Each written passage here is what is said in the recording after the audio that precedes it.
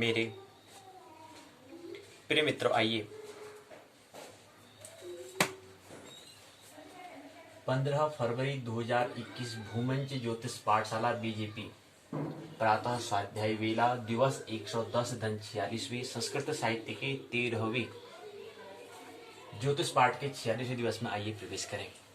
सर्वप्रथम सूर्योदय। सूर्य उदय 6:51, अस्त होगा 18:01 में।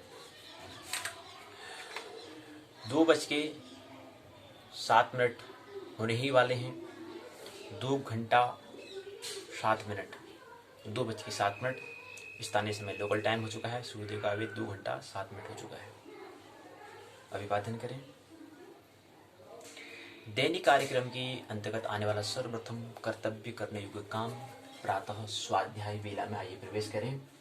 जानते हैं पाठशाला के 2 भाग। पहले भाग को पाठ्यचर्या प्रश्नोत्तर चर्चा, दूसरे भाग को पाठ्यक्रम पाठ्य चर्चा। पाठशाला के भाग 2 पर हम पहले चर्चा कर लेंगे, पाठशाला के भाग 1 पर हम बाद में चर्चा करेंगे। उत्तराखंड मुक्त विश्वविद्यालय हल्द्वानी UOU की स्नातक द्वितीय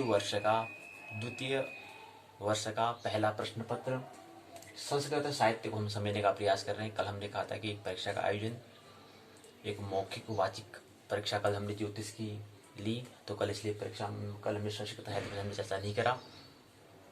तो हमने ज्योतिष का जो 33 दिवसीय जो पहला हमारा जो चरण था, जो पहला हमारा सत्र, वो पूर्ण हुआ। अब द्वितीय सत्र को हम पहले ही सत्र को पूर्ण करेंगे हम, संस्कृत साहित्य को, फिर मनोविज्ञान को। उसके बाद द्वितीय सत्र में हम प्रवेश करेंगे। फिर वो द्वितीय सत्र हमने कहा कि जो भी हमारा सत्र होता है 4 सत्र में होगा, 4 भाग में होता है। पहले को हमने इसको 4 भागों में बांटा। पहले को हमने कहा क्वार्टर फाइनल मैच, दूसरे को सेमीफाइनल मैच, तीसरे को हमने क्वार्टर टू फाइनल मैच, चौथे को हमने फाइनल मैच हमने कहा। 4 भागों में हमें समझना है। कोई बात ऐसी समझ में नहीं आती, और बात को समझने के लिए हमें कम से कम 7 बार। अभी तक तो हम ये कर रहे थे कि जब हम जो भी यहाँ पर जिस पर हम चर्चा करते हैं, जो भी पाठ पर हम चर्चा करते हैं, जो भी लेसन पर हम चर्चा करते हैं, उसका हम पहले हम अध्ययन नहीं करते। लेकिन अब 7 बार, कम से कम 7 बार, मतलब पहले क्या करना है, इसको जो हमें लेक्चर तैयार करना है, जो टॉपिक पर हमें चर्चा करनी है, उसको हम पहले स्वाध्याय कर लेंगे। पहले इसको हम बार पढ़ लेंगे, उसके बाद फिर चर्चा करेंगे, उसके बाद फिर पुनः हम इसका चर्चा करेंगे। 3 बार तो ऐसे हो जाएगा, और 4 बार यहाँ पर, 4 बार यहाँ पर गलत, दूसरा semifinal, quarter to final, final 3 ही हुआ, 3 3 6, और 7 में जब परीक्षा का समय होता है उस समय जो हम अध्ययन करते हैं एक बार वो, तो 7 बार अगर ये चीज़ को करेंगे तो ऐसी बात नहीं कि वो हमें समझ में ना आए, हो ही नहीं सकता। लेकिन 7 बार कम, 7 बार उसका कम से कम हमें पुनरावृत्ति रिवीजन हमें करना होता है। अगर 7 के बार हमें अगर समझ में नहीं आए तो फिर आगे बढ़ जाएंगे। लेकिन 7 बार अगर हम अच्छे से अगर मन से करेंगे, अगर हमारा विषय, अगर जो हमारा जो टॉपिक है, जो हमारा विषय है, अगर हमारे अनुकूल होगा तो बात समझ में आ जाएगी। प्रतिकूल होगा तो समझ में नहीं आएगी। लेकिन 7 बार में समझ में आ जाती है बात, ये हम कहते हैं। तो इस तरह से हमें 7 बार पुनरावृत्ति रिवीजन हमें करना है, उस पर बार बार हमें मंथन करना है, चिंतन करना है। तो पहला राउंड जो था हमारा ज्योतिष का तो पूर्ण हुआ, संस्कृत का भी चल रहा है।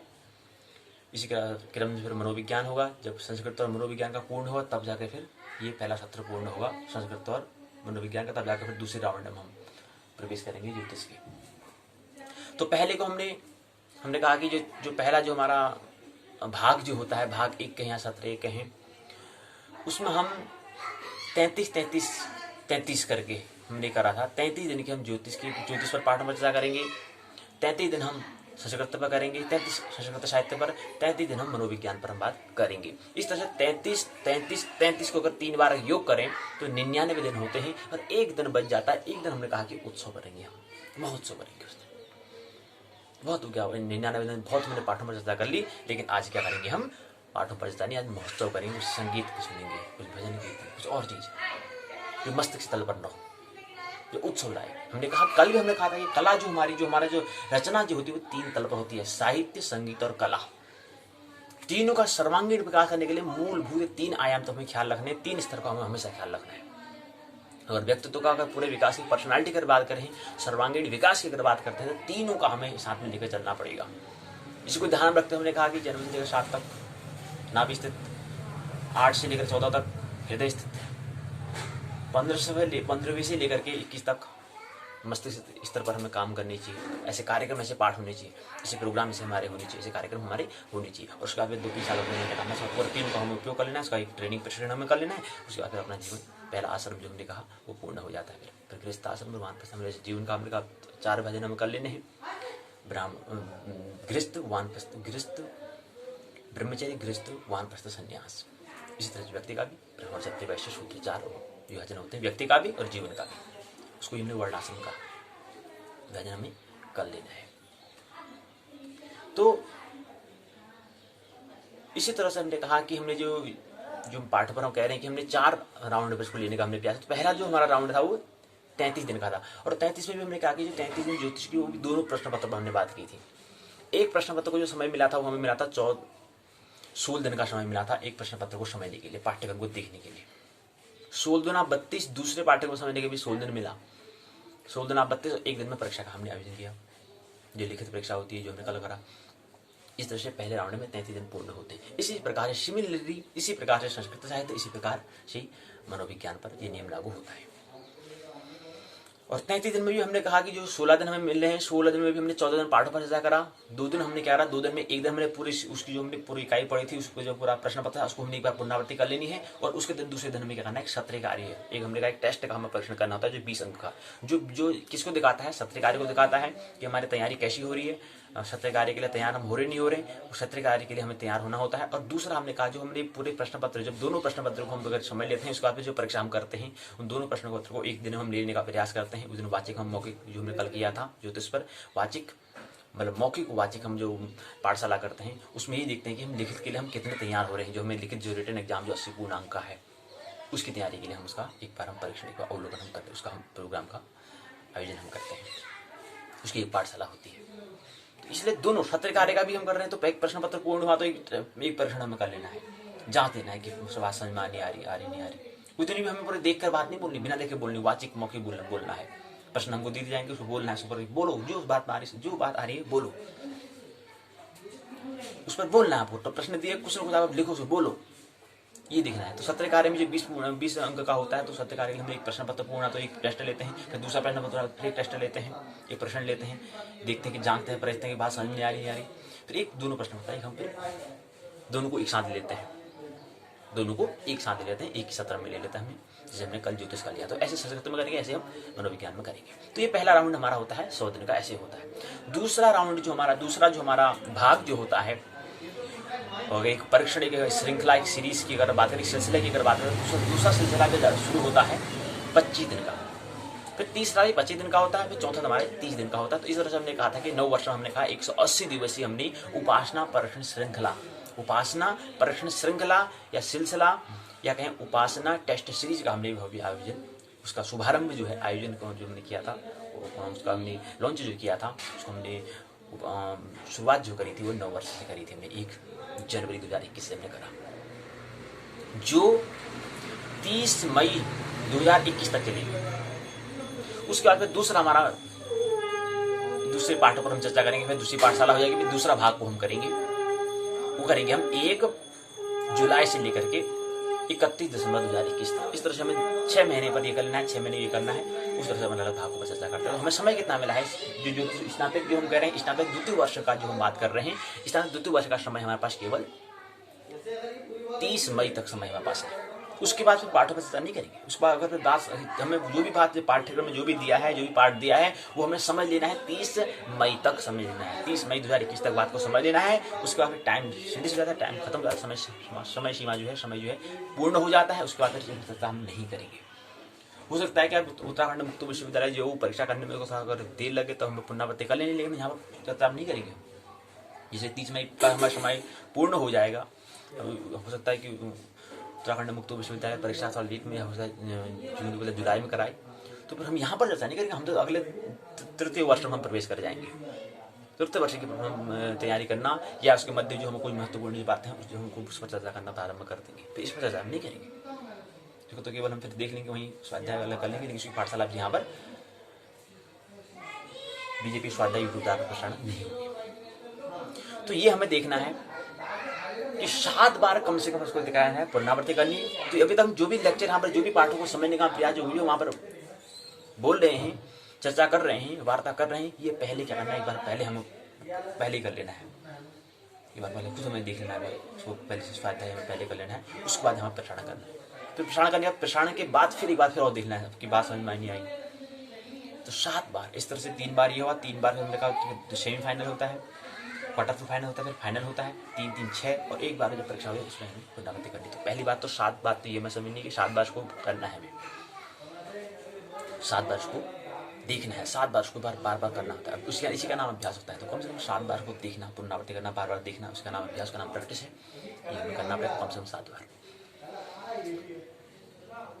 तो इस तरह से फिर दूसरा में भी होता है 25, दूसरे में फिर वहाँ समय हमें कम मिलता है। अब 25 दिन कह रहे हैं तो 25 दिन में हमें क्या मिलेगा, 25 दिन का समय हमें मिलता है, जिसमें हमें 6 प्रश्न पत्र हमें देखने हैं। उनमें यहाँ पर 7 प्रश्न पत्र हैं, एक प्रश्न पत्र और है जिसमें हमें एक प्रश्न पत्र और होता है, उसको भी हमें समझना होता है। वो हमारा प्रश्न पत्र जो है वो ये है, मानव मूल्य एवं आचार। एक प्रश्न पत्र ये भी होता है, इसको भी हमें तैयार करना होता है, मानव मूल्य एवं आचार। ये मानव के बारे में, मूल्य के बारे में यहाँ पर दिया है, मानव का स्वरूप, वेद, उपनिषद, षड दर्शन के अनुसार क्या चीज है, इसके बारे में यहाँ पर दिया है। तो मानव का मूल्य क्या है, मनुष्यता का मतलब क्या वैल्यू है, कीमत की बात नहीं, प्राइस की बात नहीं, मूल्य की।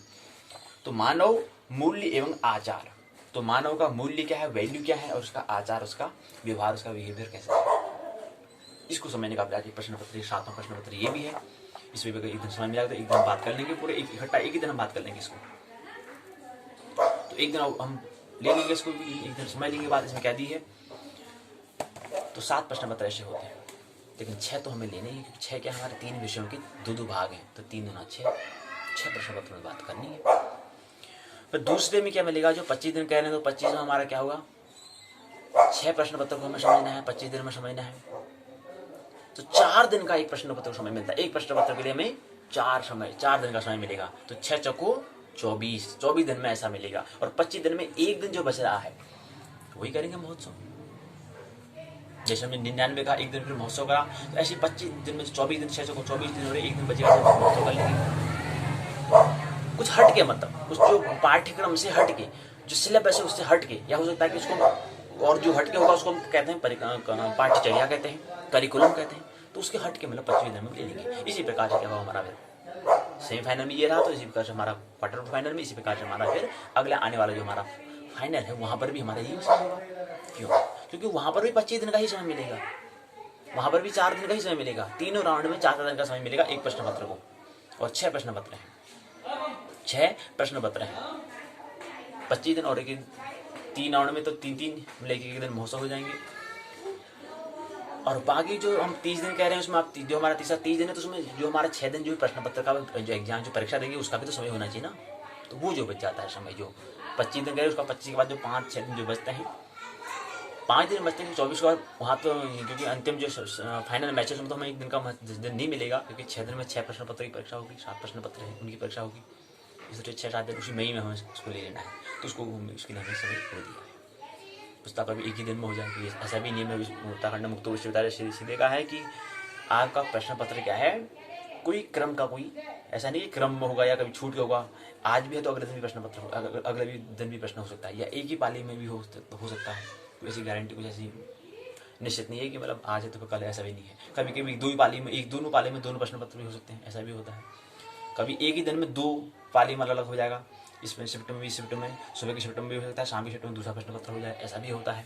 मतलब कभी दिन एक ही ज्योतिष के प्रश्न पत्र को एक ही दिन में ले ली, तो वो स्थिति कुछ भी हो सकती है, कोई भी स्थिति हो सकती है। मतलब हो सकता है कि हमें पहले हम सोचते हैं कि यार एक परीक्षा एकदम परीक्षा होगा समय मिलेगा तो कुछ गैप में हम पढ़ लेंगे, ऐसा सोचते हैं बहुत लोग, ऐसा सोचते हैं, हम अभ्यास करते हैं कि हाँ कोई बात नहीं यार, एक प्रश्न पत्र आ रहा है, बीच में 1 दिन 2 दिन मिल जाएंगे, तो पता पढ़ लेंगे, अभी क्या पढ़ना है क्या करना है। तो ऐसा नहीं है यहाँ पर तो सीधे स्पष्ट कह दिया गया है कि आपका प्रश्न पत्र क्या है, एक ही पाली में 2 प्रश्न पत्र भी हो सकते हैं। तो इस स्थिति में आपको क्या करना पड़ेगा, एक प्रश्न पत्र को चुनना है, उसको फिर बाद में आप पढ़ लेना, उसकी बाद में परीक्षा दे लेना। एक चुन लेना, इसी की तैयारी उसको कर लेना, और उसको बाद में कर लेना। तो एक ही शिफ्ट में, एक ही पाली में भी 2 प्रश्न पत्र हो सकते हैं, एक ही दिन में भी 2 प्रश्न पत्र हो सकते हैं, एक पहले पाली में दूसरे पाली में। और क्रम एक प्रश्न पत्र आज हुआ तो दूसरा प्रश्न पत्र दूसरे दिन भी हो सकता है। तो ये 3 स्थिति, 3 कंडीशन, 3 दशा पर हमें स्थिति को हमें ध्यान रखते हुए तैयारी करनी है। ये ख्याल भूल देना है कि एक प्रश्न पत्र आज हो गया तो दूसरा प्रश्न पत्र 3 दिन के बाद होगा, ऐसा नहीं। सीधी यहाँ पर बात है, 3 स्थितियों को हमें ख्याल रखना है कि एक ही पाली में दोनों प्रश्न पत्र भी हो सकते हैं। एक ही पाली में दोनों प्रश्न पत्र हो सकते हैं। पहली दशा, पहली स्थिति, पहली कंडीशन। दूसरी कंडीशन, दूसरी स्थिति है कि एक ही दिन में 2 प्रश्न पत्र हो सकते हैं, पहले पाली में, दूसरे पाली में, दूसरी स्थिति। तीसरी स्थिति है कि एक दिन जो मैंने आज प्रश्न पत्र दिया उसके दूसरे दिन ठीक क्या हुआ, दूसरा प्रश्न पत्र हो जाएगा। तो ये 3 स्थितियों को हमें ध्यान रखनी है, ख्याल हमें रखना है। ये 3 स्थिति को हमें रखना है। इसकी तो कोई एक स्थिति हो सकती है।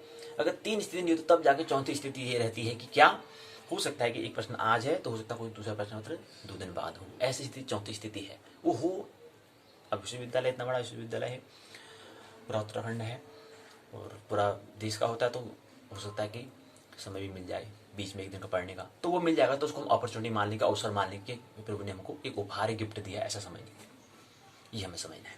तो आइए अब मुख्य प्रसंग जो हमारा मेन टॉपिक जो है उस पर हम बात करें, प्रसंग पर बात करें।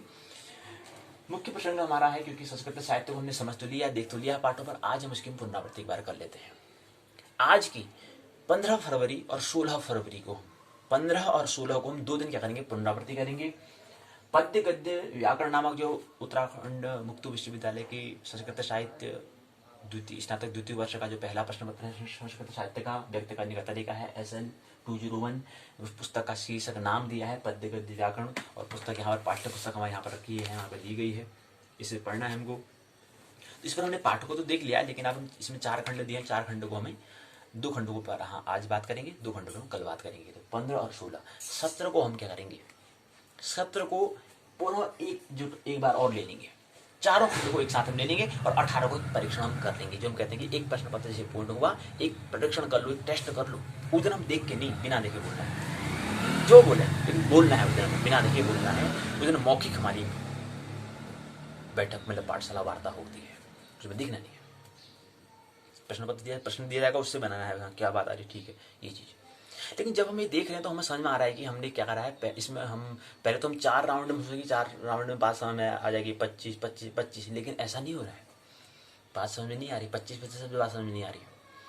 तो इसलिए फिर हमने क्या करा कि आप जब हम प्रश्न पत्र को समझेंगे, अब दूसरा प्रश्न पत्र जैसे आएगा, जो दूसरा प्रश्न पत्र हमारा जो भारतीय संस्कृत जो इनकी संस्कृत साहित्य का दूसरा स्नातक द्वितीय वर्ष का द्वितीय प्रश्न पत्र होगा, तो उसको पहले पढ़ने से पहले उसकी पहले हम तैयार करके आएंगे, तब उसमें बोलेंगे। 25 से बात समझ में नहीं आ रही है, ये बात समझ रहे हैं, तो पहले इसको पढ़ के आएंगे, फिर यहाँ पर बात करेंगे, फिर जाके फिर पुनः उसको हमें देखना है, तब जाके बात को समझ में, तब जाके 25% बात होगी। नहीं हो रही है, हमने देख लिया, प्रैक्टिस हमने कर लिया, ये बात नहीं हो रही है, तो प्रैक्टिस और अभ्यास करने की जरूरत है। तो कल का जो परीक्षण था उसमें भी हमने ये अवलोकन करा, परीक्षण करा कि हाँ बात अभी और कुछ बात समझ में नहीं आ रही है, अभी और अभ्यास की जरूरत है, अभी और प्रैक्टिस की जरूरत है, अभी और एफर्ट लगाना है, अभी और पूरा जितना श्रम हो सकता, जितना परिश्रम हो सकता है वो हमें देना है, और उसमें निखार लाना है, और उसमें रस लाना है। तो ये बातें हैं। तो यहाँ पर पद्य गद्य व्याकरण जो हम कह रहे हैं वो तो हमारे ख्याल रखना है इस बार से। अगली बार हमें जो दूसरा प्रश्न पत्र तब से हम तैयार कर देंगे, तब से हमें क्या करना है, पहले तैयार करके आना है। पद्य गद्य व्याकरण हम आज के तो हमने बता दिया कि आज में हम 2 खंडों को समझेंगे, फिर कल की पाठशाला में 2 खंडों को समझेंगे। इस तरह एक जो हमारा पद्य गद्य व्याकरण नामक जो दूसरा स्नातक द्वितीय वर्ष का जो पहला प्रश्न पत्र संस्कृत साहित्य का है, इसमें 4 खंड दिए गए हैं। 4 खंड में मैं 2 खंडों को आज, 2 खंडों को कल, और परसों को 17 फरवरी 2021 को हम चारों खंडों को एक साथ हम उसको संयुक्त में ले लेंगे, और फिर 18 को क्या करेंगे, 18 फरवरी 2021 को परीक्षण को कर लेंगे। तो आइए अब बात कर लें। पद्य गद्य व्याकरण में हमने पहला खंड, दूसरे खंड को हमें समझना है। सबसे पहले बात हमें ये समझनी है कि हमें क्या है, इसमें ये संस्कृत साहित्य है, हम संस्कृत को समझने का प्रयास कर रहे हैं। और साहित्य क्या होता है, अभी हमने कहा कि रचना जो हमारी है, वो रचना जो हमारा जो भी हम रचना करेंगे वो 3 तल पर होती है, जिसको क्रम से साहित्य, संगीत और कला, शास्त्र, काव्य और कला हम कहते हैं, या उत्सव हम कहते हैं। तो ये है संस्कृत साहित्य है, संस्कृत साहित्य है संस्कृत मतलब एक विषय भाषा है, संस्कृत भाषा है। ये ख्याल रहे संस्कृत सभी भाषा की जननी नहीं है, ये भी ख्याल रहना चाहिए। नहीं तो हम कहते हैं हाँ संस्कृत सभी भाषा की जननी है, ये नहीं है, ख्याल रहे संस्कृत भाषा सभी भाषा की जननी नहीं है। संस्कृत भाषा से सब भाषाओं का जन्म हुआ है, ये भी ख्याल रखना कि ये बात पूर्णतः सत्य नहीं है, पूर्णतः सत्य नहीं है। क्योंकि भाषा जो है, हमने कल भी कहा कि हमारा जो चेतन, हम इसको हमें 7 मंजिला भवन को हमें समझना होगा, तब जाके बात ख्याल में आएगी हमें। 7 मंजिला भवन जो है उसमें हमारा सबसे पहला होता है चेतन, अर्थात कॉन्शियसनेस, हमारा मन होता है, चेतन मन होता है, कॉन्शियसनेस में हमारा माइंड होता है। उसके बाद 3 नीचे 3 ऊपर, सो क्रम से हमने रिद्धि और सिद्धि कहा, और इसी को हमने रिद्धि सिद्धि को ही साधने का नाम क्या है, साधना है, ये हमने कहा। तो जो हमारा चेतन है उसके बाद हमारा अचेतन होता है, अचेतन के बाद जो हमारा फिर समष्टि अचेतन होता है, वहां पर कोई भाषा नहीं, फिर वहां पर भाषा का काम कोई मतलब ही नहीं है। तो कोई जो नाटक, कोई जो चित्रकारी हो रही है, कोई जो पेंटिंग हम करते हैं, देखते हैं, या कोई नृत्य करता है, तो नृत्य करने के लिए कोई नृत्य को समझना, कोई भाषा की हमें आवश्यकता नहीं होती है, ये हमें ख्याल नहीं। क्योंकि नृत्य वो क्या है, हमारे मन के अचेतन के भी समष्टि अचेतन का, कलेक्टिव अनकॉन्शियस माइंड का वह भाग होता है। तो वहां पर भाषा की आवश्यकता ही नहीं है।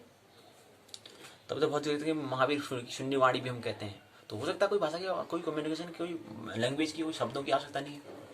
नृत्य से भी काम कर सकता है भाई, जो नृत्य कर रहा है, डांस कर रहा है, तो उसका मतलब वहां पर हमें भाषा की हमें आवश्यकता नहीं होती। वहां पर केवल वो डांस को हम समझते हैं, इसका हमें समझ होती है।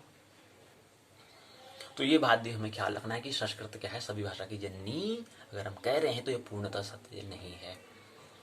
उसके प्रभाव, उसका महत्व तो है, लेकिन जननी नहीं, ये हमें ख्याल नहीं।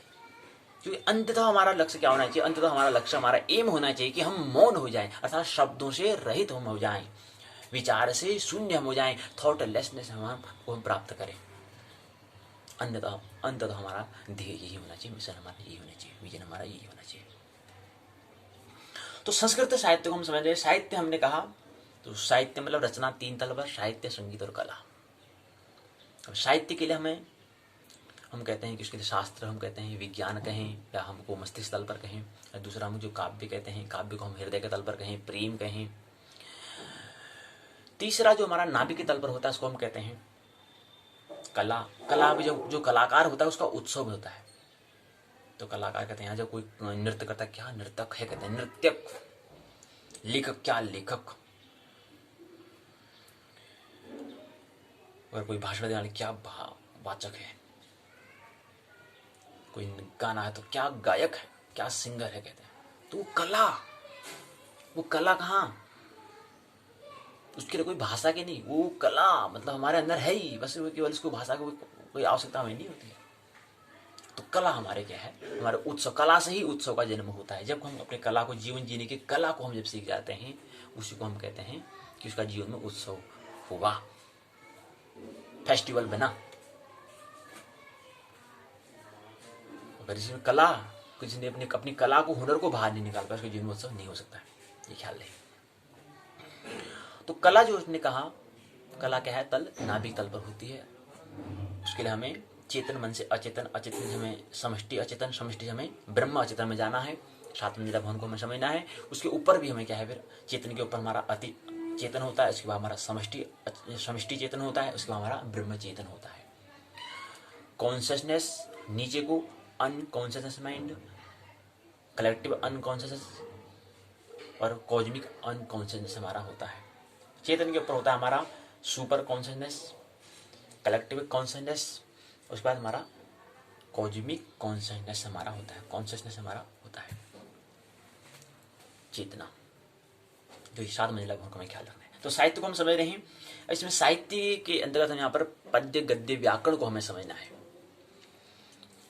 संस्कृत साहित्य में हमें जो पाठ्य पुस्तक दी है, पाठ्य पुस्तक में हमें पद्य और गद्य और व्याकरण, 3 प्रश्नों को हमें समझना है, 3 टॉपिक को हमें समझना है। पहले पद्य को समझना है, दूसरे गद्य को समझना है, तीसरे व्याकरण को समझना है। पद्य को हम आज समझेंगे, कल की पाठशाला में गद्य और व्याकरण को हम समझेंगे। क्योंकि यहाँ पर जो पाठ्य पुस्तक में जो हमारा पाठ्यक्रम जो पाठ्य का जो विवरण, जो पाठ्यक्रम जो है, वो पाठ्यक्रम में 4 खंड में, पहले खंड में और दूसरे खंड में पद्य के बारे में बताया गया है, और दूसरे खंड में हमें की बात तीसरा खंड जो आता है, तीसरे खंड में हमें गद्य के बारे में समझना है, चौथे खंड में हमें व्याकरण के बारे में समझना है। तो पद्य में पहले खंड और दूसरे खंड को भी आज हमें समझना है, तो अर्थात पद्य को हम समझने का प्रयास करेंगे खंड पहले और दूसरे में। अच्छा, खंड पहले में समझना है तो खंड पहले में क्या समझना है? पद्य को तो समझना है। पद्य किसके माध्यम से समझेंगे, उसके लिए हमने यहाँ पर रखा है कि हमें भारवी को समझना है। अब भारवी मित्र को ही क्यों लिया, अन्य मित्र को भी तो ले सकते हैं। पद्य को अगर हमें समझना है तो भारवी को ही क्यों रखा? पहले खंड में तो भारवी को समझना है, दूसरे में समझना है पद्य में जो निपुण जो कवि जो है। अब जो काव्य की बात करें, काव्य के तो कवि की निकलता है, जो हृदय के तल पर जो प्रेम जो अनुभव करेगा, तो वहां से क्या है, कवि निकलता है, कविता निकलती है, कविता का जन्म होता है, पोइम का जन्म होता है, साहित्य से उसका हम कथा का जन्म होता है, स्टोरीज का जन्म होता है, कहानियों का जन्म होता है। तो पद्य को समझने के लिए हम पहले पद्य को समझना है मित्र भारवी के माध्यम से। भारवी क्या है, पद्य में निपुण हम मानते हैं, ऐसा विश्वविद्यालय ने समझा कि हमें पहले भारवी, अगर पद्य समझना है तो भारवी हमें एक ऐसे व्यक्ति हैं जिसके द्वारा वो जो विद्यार्थी स्टूडेंट वो पद्य को समझ सकता है। तो पहले खंड में तो कह रहे हैं कि भारवी को आप समझो, वो बड़े अच्छे पद्य को समझाने का प्रयास कर रहे हैं। फिर दूसरे में कहते हैं कि दूसरे खंड में आप भारवी को तो आप संक्षिप्त में आपको समझना है, केवल एक ही सर्ग को समझना है, 18 सर्ग उसमें दिए गए हैं। अब भारवी का जो समझा है उसको कुछ किताब तो होगी ना, कुछ रचिता, कुछ ग्रंथ तो होगा। तो ग्रंथ का नाम है किरातार्जुनीयम। तो किरातार्जुनीयम का पहला प्रसंग मतलब जो सर्ग है उसको आपको समझना है। कह रहे हैं कि एक ही कवि से काम नहीं चलने वाला, दूसरे कवि को समझना पड़ेगा। पद्य इतना आसान नहीं है। तो दूसरा आपको भी खंड में आपको दूसरे कवि को समझना पड़ेगा। वो कवि हैं आपकी कालिदास। कालिदास भी एक क्या है, पद्यवत मशहूर कवि हैं, जाने माने हैं, विख्यात कवि हैं। तो उसमें भी आपको समझना है कुमार संभव के माध्यम से। आपको उसमें भी केवल आपको एक ही सर्ग समझना है, केवल एक पद्य का आपको एक झलक आपको मिल जानी चाहिए बस। इन दो मित्रों के, क्योंकि संस्कृत साहित्य में, तो संस्कृत साहित्य में ये दो मित्र भारवी और कालिदास हमको मिलते हैं। अब ऐसे संस्कृत साहित्य से हिंदी साहित्य भी होता है, ख्याल नहीं, ये संस्कृत साहित्य से हिंदी साहित्य भी होगा। लेकिन क्योंकि संस्कृत क्योंकि हिंदी साहित्य हमने लिया नहीं तो हिंदी साहित्य को समझेंगे नहीं, लेकिन यहाँ पर संस्कृत को हमने लिया तो संस्कृत साहित्य को ही समझेंगे। तो जितनी भाषा उतनी साहित्य होते हैं। तो यहाँ पहले खंड में हमें समझना है भारवी को। तो इसमें 5 हमें इकाई दी गई है। 5 इकाई में पहले में खंड में पद्य काव्य है किरातार्जुनीयम। किरात और अर्जुन के बारे में यहाँ पर प्रथम उसका पहला सर्ग को हमें समझना है। 18 सर्ग हैं, 18 में से केवल एक सर्ग को हमें समझना है। किरातार्जुनीयम जो है ये पांडवों के बारे में यहाँ पर जिक्र होता है। पांडव को 12 वर्ष का वनवास मिलता है, 1 वर्ष का अज्ञात वनवास मिलता है, अज्ञातवास मिलता है। वनवास मतलब वन में वास, वन मतलब होता है जंगल, यानी कि मतलब घर में रहना, वन में निवास करना। वनवास और अज्ञात मन होता है अ मैंने नहीं, ज्ञात मैंने जो, जिसमें क्यों मतलब अ मैंने जहाँ पर ज्ञात नहीं हो कि ये व्यक्ति ये है, फलाना व्यक्ति है, ऐसे ही रहना है हमको। 1 साल ऐसे रहना है कि कोई व्यक्ति पता न चले। उसको अज्ञातवास 1 वर्ष उनको रहना था। तो इस तरह से 13 वर्ष का उनको वनवास मिलता था। उसी प्रसंग में यहाँ पर आता है। तो इसमें 5 इकाई दी है। पहली इकाई में भारवी से हम परिचय होते हैं, समय के बारे में जानते हैं, महाकाव्य क्या है, जो इनकी रचना है उसके बारे में समझते हैं, किरातार्जुनीय का मूल्यांकन हम करते हैं। पहले इकाई में तो ये हम समझते हैं। दूसरे इकाई में हम किरातार्जुनीय की जो है उसमें से श्लोक जो उसकी जो पद्य जो लिखा है उसके पद्य को हम लेने का सिलसिला में जारी होता है। यहाँ पर दूसरे इकाई में पहले श्लोक से लेकर के 15 श्लोक तक हमें समझना होता है। तीसरे इकाई में फिर किरातार्जुनीय श्लोक संख्या 16 से लेकर 30 तक हमें समझना होता है। इसी क्रम में इकाई के बाद चौथी इकाई में हम प्रवेश करते हैं। तो यहाँ पर हमें वही किरातार्जुनीय का श्लोक संख्या 31 से लेकर के 46 तक हमें समझना होता है। फिर इसी क्रम में 4 इकाई तो पूर्ण हुई, लेकिन 1 इकाई और शेष रह जाती है। तो 1 इकाई में क्या है, इस इकाई का हमने नाम दिया है, पाठ्यक्रम में रखा है कि प्रथम सर्ग की जो महत्वपूर्ण सूक्तियां हैं, सूदन उक्तियां। सु क्या है, उपसर्ग है। उस दिन हमने कहा था कि कल व्याकरण को जब समझ लेते, व्याकरण में हमने कहा 22 उपसर्ग होते हैं। तो सुस्वागतम, तो सु उक्तियां, उक्ति मतलब होता है विचार, तो ऐसे ही सुविचार, हम विचार कहते हैं, आगे सुविचार कह देते हैं। तो सु क्या है? उपसर्ग है। स्वागतम आगे सुस्वागतम कहते हैं, तो सु क्या है? उपसर्ग है। स्वागत करना मतलब अवगत करना, लेकिन और करना अगर आगे लगा दे तो और अच्छी तरह से खातिर करना उसको। सुस्वागतम, वेलकम जिसको आंग्ल भाषा में कहते हैं, सुस्वागतम। तो सु क्या है? उपसर्ग है। इसी प्रकार से यहाँ पर कह रहे हैं कि सुक्तियां, तो सूदन उक्तियां, उक्तियां जो हैं विशेष जो उक्तियां हैं उसकी व्याख्या करने का प्रयास हम इकाई 5 में करेंगे। 5 में प्रथम सर्ग जो महत्वपूर्ण सूक्तियां में क्या है? 15 महत्वपूर्ण सूक्तियां होती हैं, जिसमें 7 सूक्ति जो है किरात के द्वारा हम यहाँ पर समझने का प्रयास करते हैं और 8 सूक्ति जो है द्रौपदी के द्वारा हम समझते हैं। तो पहले खंड में पद्य काव्य किराताजन्यम प्रथम सर्ग में ये हमने समझना है 5 इकाई में। उसके बाद फिर दूसरा पद्य को ही हम समझ रहे हैं, पद्य काव्य को। अब थोड़ा यहाँ पर हमें समझना है कि ये पद्य काव्य है, ये क्या है? काव्य है। और काव्य अर्थात क्या है कि रचना के अंतर्गत ही आता है, अर्थात रचना के अंतर्गत ही आता है। तो पद्य काव्य है। पद्य काव्य भी हो सकता है, पद्य गद्य काव्य भी हो सकता है, और गाथा काव्य भी हो सकता है। 3 स्थिति हो सकती हैं। तो यहां पर हम समझ रहे, स्पष्ट करेंगे क्या है? पद्य काव्य है। पद्य काव्य किराताजन्यम क्या है? कोई प्रश्न आ जाएगा तो क्या है? पद्य काव्य है। पद्य काव्य है कि गद्य काव्य? तो बताना पड़ेगा क्या है? पद्य काव्य है। तो ये 5 इकाई। फिर दूसरे खंड में भी क्या है? पद्य काव्य को समझना है, कुमार संभव को समझना है, उसका पहला प्रसंग सर्ग को समझना है। पहले इकाई में कालिदास से, वही जो हमने पहले इकाई में भारवी को समझा, तो इसी क्रम से यहाँ पर भी पहली इकाई में कालिदास को समझना है। अभी कालिदास से हम पहले स्नातक प्रथम वर्ष में भी हम परिचय हो चुके हैं, ये हमें ख्याल रहे। तो कालिदास का परिचय, समय क्या है इसका? महाकाव्य रूप में कुमार संभव का मूल्यांकन, वही क्रम यहाँ पर हमें पहले इकाई में समझना है। दूसरे इकाई में वही श्लोकों का सिलसिला जारी रहेगा। पहले श्लोक संख्या 1 से लेकर 15 तक हमें समझना है। मूल क्या होता है उसका, अन्वय क्या होता है, अर्थ क्या होता है, व्याख्या क्या होती है और व्याख्या टिप्पणी क्या होती है, ये हमें इकाई दूसरे में 1 से 15 तक श्लोक संख्या। इकाई तीसरे में श्लोक संख्या 16 से 30 तक मूल, अन्वय, अर्थ, व्याख्या समझना है। तीसरे जो बात चौथे इकाई आते हैं श्लोक संख्या 31 से 45 तक मूल, अन्वय, अर्थ, व्याख्या। श्लोक इकाई 5 श्लोक संख्या 46 से 60 तक मूल, अन्वय, अर्थ, व्याख्या। तो इस तरह 5 इकाइयां हैं। कालिदास का परिचय पहले में, दूसरे में श्लोक संख्या 1 से 15, तीसरे में 16 से 30, चौथे में श्लोक संख्या 31 से 45, इकाई 5 में श्लोक संख्या 46 से 60 तक। इस तरह से 15 15 15 15 चौको 60, 4 इकाई में 60 श्लोक को हमें समझना है, जबकि पहले खंड में हमें केवल 46 श्लोक को समझना है। आइए, अब ये प्रसंग तो हमने पाठ्य सूची, पाठ्यक्रम से हमने समझने का प्रयास किया। अब पाठ्य जो अनुक्रम जो है, जो कंटेंट है, उससे हम समझ रहे थे। अब आइए इसको पाठ्य पुस्तक में एक बार पुनरावृत्ति कर लें, देख लें। तो हमने कहा ये हमें पाठ्यक्रम यहाँ पर दिया गया है। पद्य, गद्य एवं व्याकरण अनुक्रम है। खंड पहला पद्य काव्य किराताजन्यम प्रथम सर्ग, अनुक्रम यहाँ पर दिया हुआ है। खंड दूसरा पद्य काव्य कुमार संभव प्रथम सर्ग, ये हमें समझना है आज की पाठशाला में। पहले में भारवी परिचय, समय, महाकाव्य के रूप में किराताजन्य का मूल्यांकन। दूसरे में था, दूसरी इकाई में था एक किराताजन्यम श्लोक संख्या 1 से 15 तक। तीसरे में किराताजन्यम श्लोक संख्या 16 से 30 तक। चौथी इकाई में श्लोक संख्या 31 से 46 तक। प्रथम सर्ग की महत्वपूर्ण सूक्तियां, ये समझा पहले इकाई में, पहले खंड में। इसके बाद दूसरे खंड में पद्य काव्य कुमार संभव में समझना है। वही इकाई पहले में कालिदास का परिचय, समय एवं महाकाव्य के रूप में कुमार संभव का मूल्यांकन। श्लोक संख्या 1 से 15 तक मूल, अन्वय, अर्थ, व्याख्या। श्लोक संख्या 16 से 30 तक मूल, अन्वय, अर्थ, व्याख्या, व्याकरण टिप्पणी। इकाई चौथे में श्लोक संख्या 31 से 45 मूल, अन्वय, अर्थ, व्याख्या, टिप्पणी। उसके बाद पांचवें में श्लोक संख्या 46 से 60 तक मूल, अन्वय, अर्थ, व्याख्या, व्याकरण टिप्पणी, हमें समझना है। ये पाठ्यक्रम आइए इसको समझ लेते हैं। तो इसी तरह से कल का हमारा भी क्रम रहेगा, वही क्रम रहेगा। यहाँ पर खंड तीसरा कादम्बरी होगा, सुगनाशोपदेश मात्र होगा।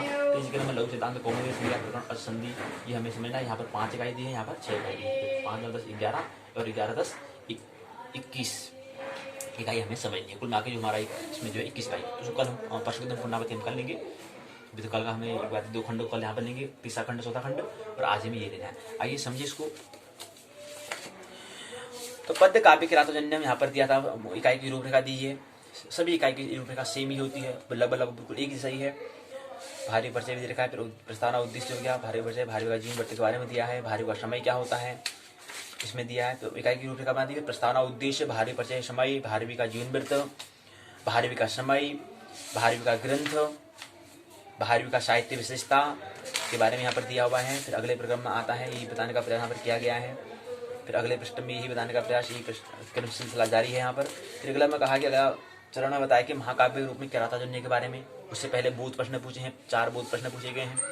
उसके बाद अगला तो महाकाव्य के रूप में किरातार्जुनीय का पहला जो चरण है महाकाव्य का लक्षण है बताओ। फिर दूसरा आता है किरातार्जुनीय क्या है, महाकाव्य है, इसके बारे में बताओ कि कैसे है कि किरातार्जुनीय एक महाकाव्य है, बताओ कैसे है, उसको बताने का प्रयास यहाँ पर किया है। फिर बोध प्रश्न पूछे गए हैं। बोध प्रश्न में यहाँ पर 1 2 3 4 5 6 बोध प्रश्न पूछे गए हैं। फिर सारांश से बातें आती हैं, कह रहे हैं कि इसमें क्या है, ये रचित जो है कालिदास द्वारा रचित,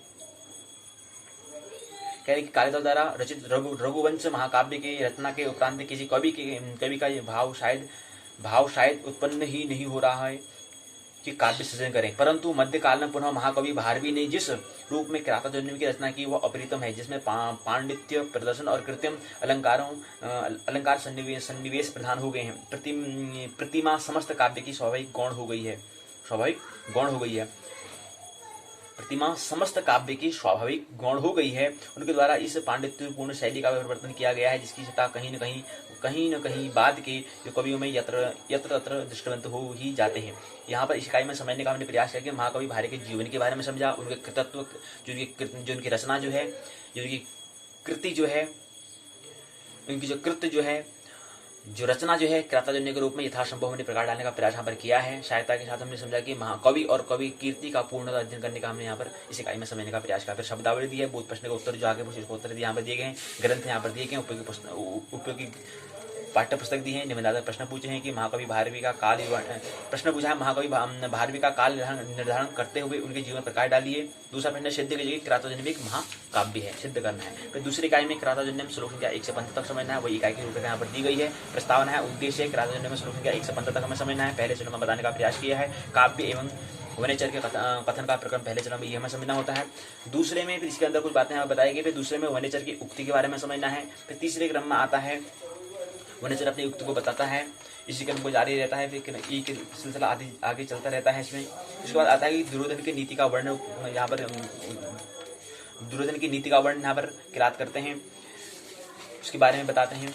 उसके बाद फिर यही क्रम, इसी अगले क्रम सिलसिला जारी है, इसमें चलता रहता है, इसमें बात चलती है। फिर इसका अगला फिर यहाँ पर इसी मध्य में बोध प्रश्न आ जाते हैं, एक बोध 2 3 4 5 6 बोध प्रश्न आ जाते हैं। फिर इसी क्रम में सिलसिला तो जारी है। अगला सिलसिला में कहते हैं कि सेवक आदि के प्रति व्यवहार क्या है, इसके बारे में समझते हैं। त्रिवर्ग का वर्ण के बारे में बात चलती है। फिर क्रम जारी होता है। फिर अगला चरण आता है कि उपाय चतुष्टयम का वर्णन करते हैं। फिर क्रम जारी है, क्रम जारी है। इसी मध्य में एक प्रश्न, फिर बोध प्रश्न पूछ लेते हैं कि 1 2 3 4 5 6 प्रश्न बोध प्रश्न पूछते हैं। फिर सारांश से बातें आती है, कहते हैं कि किरातार्जुनीय प्रश्न का जो है इसके बारे में बताने का उन्होंने प्रयास किया कि भारवी के संकेतों को अपने स्वामी के प्रति सभी कर्तव्य का बोध कराने का प्रयास किया। सेवक के अंदर समाहित होना चाहिए। सेवक का कार्य सेवा ही नहीं होता, अपितु सभी कार्य जिससे वो अपने स्वामी की रक्षा कर सके, एक सच्चा हितैषी भी हो। राजा का कर्तव्य वो अपने हितैषी के सभी वचनों को ध्यान में रखे, बिना किसी मध्य वार्ता के सुनते रहे। सेवक का कर्तव्य है कि वो सत्य बात ही राजा के समक्ष रखे। यही समझाने का प्रयास यहाँ पर किरातार्जुनीय के जो वर्ण, जो युधिष्ठिर तथा वनेचर के मध्य जो वार्ता को बड़े ही सरल तरीके से समझने का प्रयास यहाँ पर हमने किया, उसका अध्ययन करने का प्रयास हमने इसे इकाई में किया। फिर शब्दावली दी गई है, बोध प्रश्न पूछे हैं, संदर्भ ग्रंथ उपयोगी पुस्तकें दी हैं, निबंधात्मक प्रश्न पूछा है, वनेचर की उक्तियों की समीक्षा कीजिए, दुर्योधन के राज्य से संबंधित नीतियों का व्याख्या कीजिए। फिर तीसरी इकाई में किरातार्जुनीय श्लोक संख्या 16 से 30 तक, फिर वही इकाई की रूपरेखा यहाँ पर दी गई है। इसी क्रम में जो प्रस्तावना उद्देश्य है वनेचर की उक्तियां बताने का प्रयास किया कि वनेचर की उक्तियां, इसके अंदर पहला बात आती है, पहले में तो उसको परिचय हो गया। दूसरे में धन संपत्ति, कृषि और प्रजा शोक का वर्णन यहाँ पर करते हैं। फिर एक क्रम जारी रहता है। फिर अगले क्रम में योद्धा गुण और गुप्तर का वर्णन यहाँ पर होता है। फिर अगला प्रसंग आता है, एक सिलसिला जारी होता है। फिर अगला चरण में आता है मित्रता एवं धार्मिकता के बारे में समझते हैं। फिर उसके बाद अगला क्रम में बोध प्रश्न आते हैं, 1 2 3 4 5 6 प्रश्न बोध प्रश्न होते हैं। इसका ये क्रम सिलसिला जारी रहता है, ये क्रम जारी रहता है, आपस में बात चल रही है। फिर अगला चरण आता है कि वनेचर का प्रस्थान और युधिष्ठिर का आगमन के बारे में बात होती है। फिर द्रौपदी के कथन का अगले चरण में द्रौपदी का कथन उपक्रम के बारे में यहाँ पर समझते हैं, इसके बारे में बताने का प्रयास। फिर द्रौपदी की उक्तियां हैं, द्रौपदी युधिष्ठिर को बताती है, वनेचर ने वहाँ पर हाल बताया कि ऐसा हाल हो रहा है, दुर्योधन की ये नीति हो रही है। वनेचर युधिष्ठिर को बताता है, युधिष्ठिर जो है द्रौपदी को बताते हैं। फिर द्रौपदी इसके बाद अपनी उक्तियां बताती हैं, उसके द्रौपदी और युधिष्ठिर का प्रसंग यहाँ पर चल रहा होता है। इसी प्रसंग के साथ यहाँ पर इकाई क्या है, तीसरी पूर्ण हो जाती है।